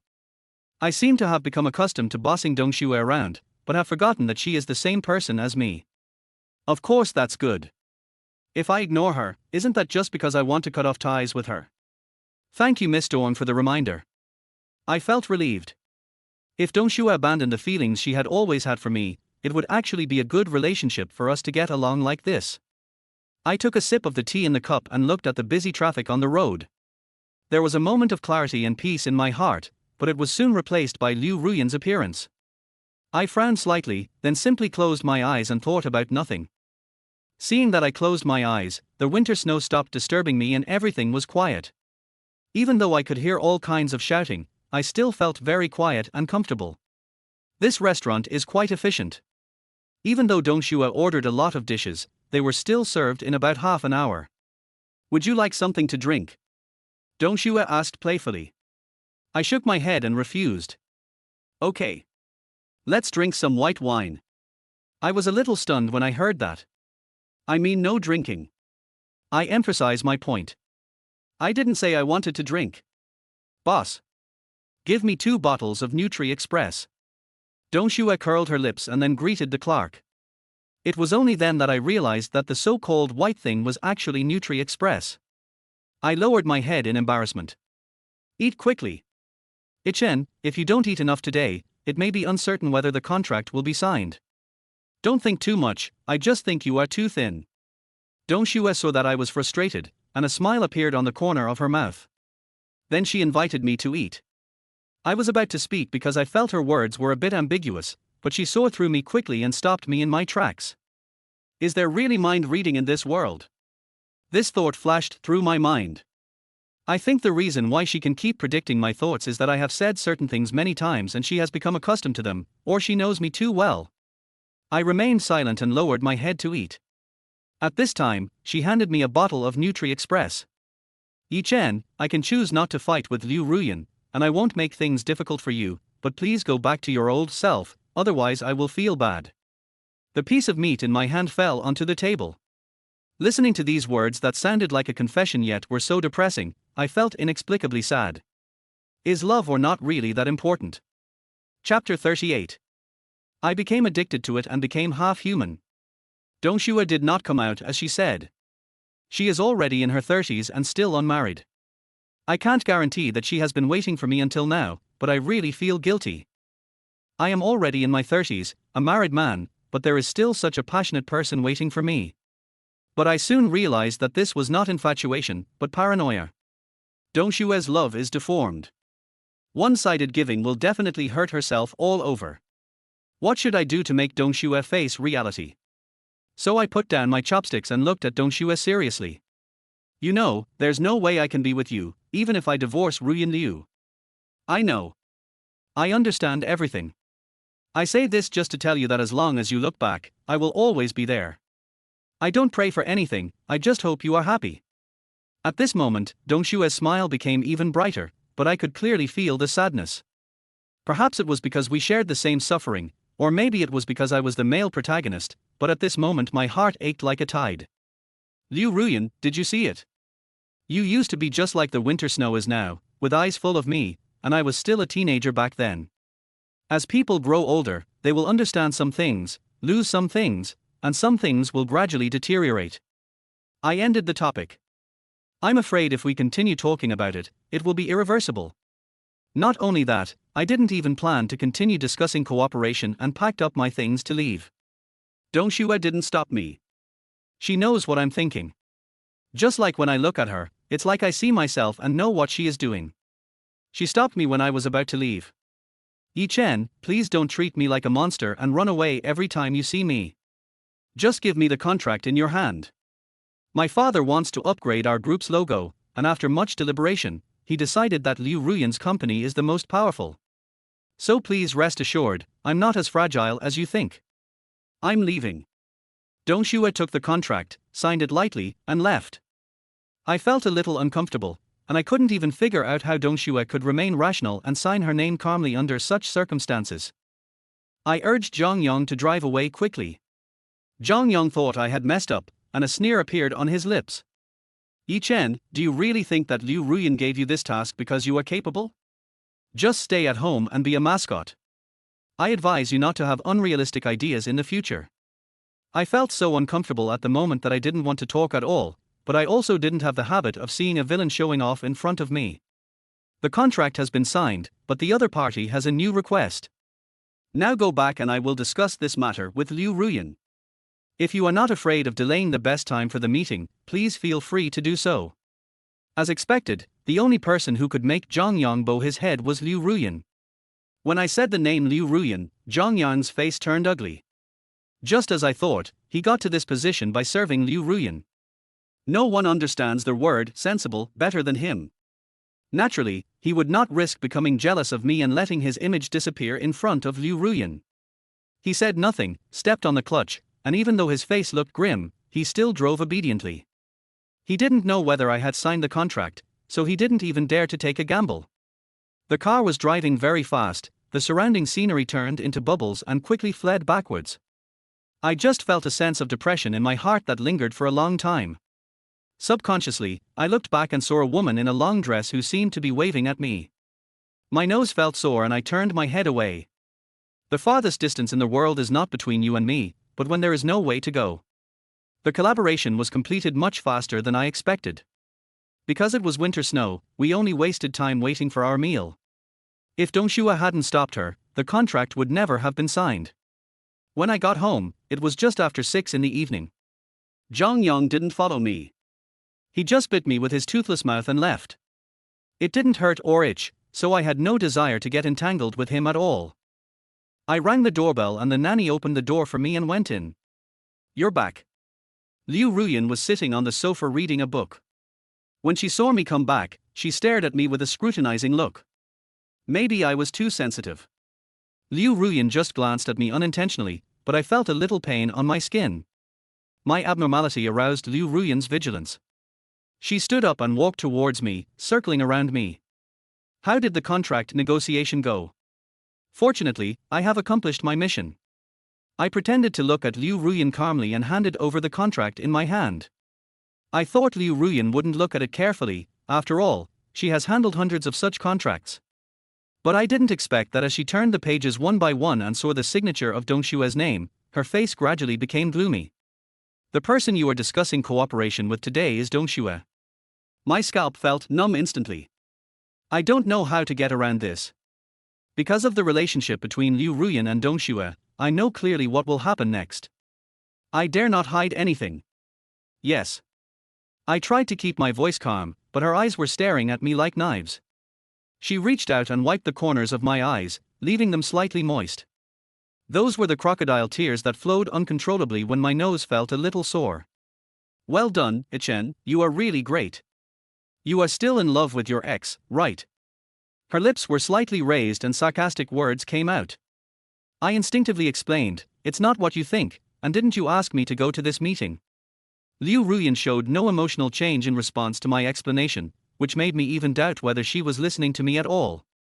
She stroked my cheek and continued to smile that made me feel a little cold. This face still looks better, Ichen, please remember that you are married. Her voice was low and her eyebrows were a little lowered, so I couldn't tell what she was trying to say. Are you warning me? Chapter 39. Maybe. I breathed a sigh of relief. Liu Ruyan did not pursue the matter, allowing me to escape unharmed. I am glad. I don't know whether I should be thankful for myself or for the fact that others won't be affected by me. In the following days, Liu Ruyan didn't give me anything to do, except one day, when I suddenly received an invitation letter at home, signed by Bai Shui. I know her. She is a very good friend of Liu Ruyan. When I married Liu Ruyan, I told many people that I was just after Liu Ruyan's money. Later, he slandered me many times, and after that, this person never bothered me again. It seems that after communicating with Liu Ruyan, he realized that everything was done to take revenge on me, so he stopped. I laughed at myself, but was also curious about the contents of the invitation. I know this behavior is not good, but when it comes to Ruyan Liu, I can't control myself. I quietly opened the invitation and saw the contents. Ruyan, tomorrow is Brother Xiaoyu's birthday, and also to celebrate Brother Xiaoyu's return home. You are our mutual friend and my best friend, you must come. I looked at the content and frowned slightly. Is this banquet really just for Liu Ruyan to celebrate? I clearly remember Bai Shui's disgust towards me. She felt that I had ruined her best friend. Moreover, Bai Shui herself has a very close relationship with Liu Xiaoyu, so it is hard not to think too much that this birthday party was Bai Shui's excuse to create an opportunity for Liu Xiaoyu and Liu Ruyan to be alone. Will Liu Ruyan go? I thought about it and gave a positive answer. Will definitely go. Because Bai Shui and Liu Ruyan have a very good relationship. The two have been very good friends since college. The reason why I met Bai Shui was when I was in college. Bai Shui didn't like me at that time, and especially after Liu Xiaoyu appeared, she became even more annoyed with me. Basically, Bai Shui would not appear where I appeared, and vice versa. I also subconsciously wanted to avoid this woman. I think there's something wrong with my brain. Even when she made a scene at my wedding with Ruyan Liu, I was still thinking, why are you in such a hurry to get married to Ruyan Liu? I stuffed the invitation back into the envelope. This banquet certainly made me feel a little uncomfortable, especially with Bai Shui and Liu Xiaoyu appearing at the same time. I was afraid that something might happen to Liu Ruyan. Of course, this is just my guess.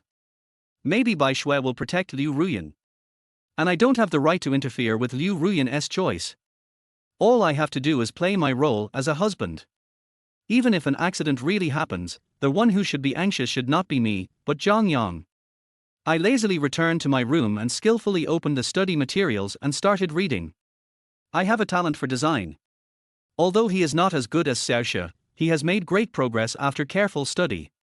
Of course, I am not studying design for the purpose of making money now. The money I got from the last agreement with Liu Ruyan is enough for me, a person with low desires, to use for a lifetime. Not only that, I also own 3% of the shares of Liu Group, which makes me a shareholder, and I have achieved financial freedom. Now I study basically to kill time and enrich myself. And I didn't just learn about design. Chapter 40. I have also read some philosophical books. I try to find words in books that resonate with my soul. I want to redeem myself, but I can't rely on external forces alone. People who have no inner strength will not be recognized by others. But the core idea of many books I have read is to let go. I don't agree with this, and even think that what these world-renowned philosophers and writers write is a bunch of shit. It wasn't until I read Dazai Osamu's No Longer Human that I felt a spiritual touch. But that's all. People whose inner world is too rich will inevitably be unable to face the outside world because of this. In the evening, Liu Ruyan came back on time. She habitually opened her briefcase, placed her notebook on the desk, and prepared to work. Suddenly, she saw something and picked up the invitation letter Bai Shui gave her. She frowned. My heart started beating. Because I had already opened the envelope, if she was a little careful, she would be able to find the clues. But Liu Ruyan finally opened the envelope. Not only that, she didn't scold me for prying into her privacy.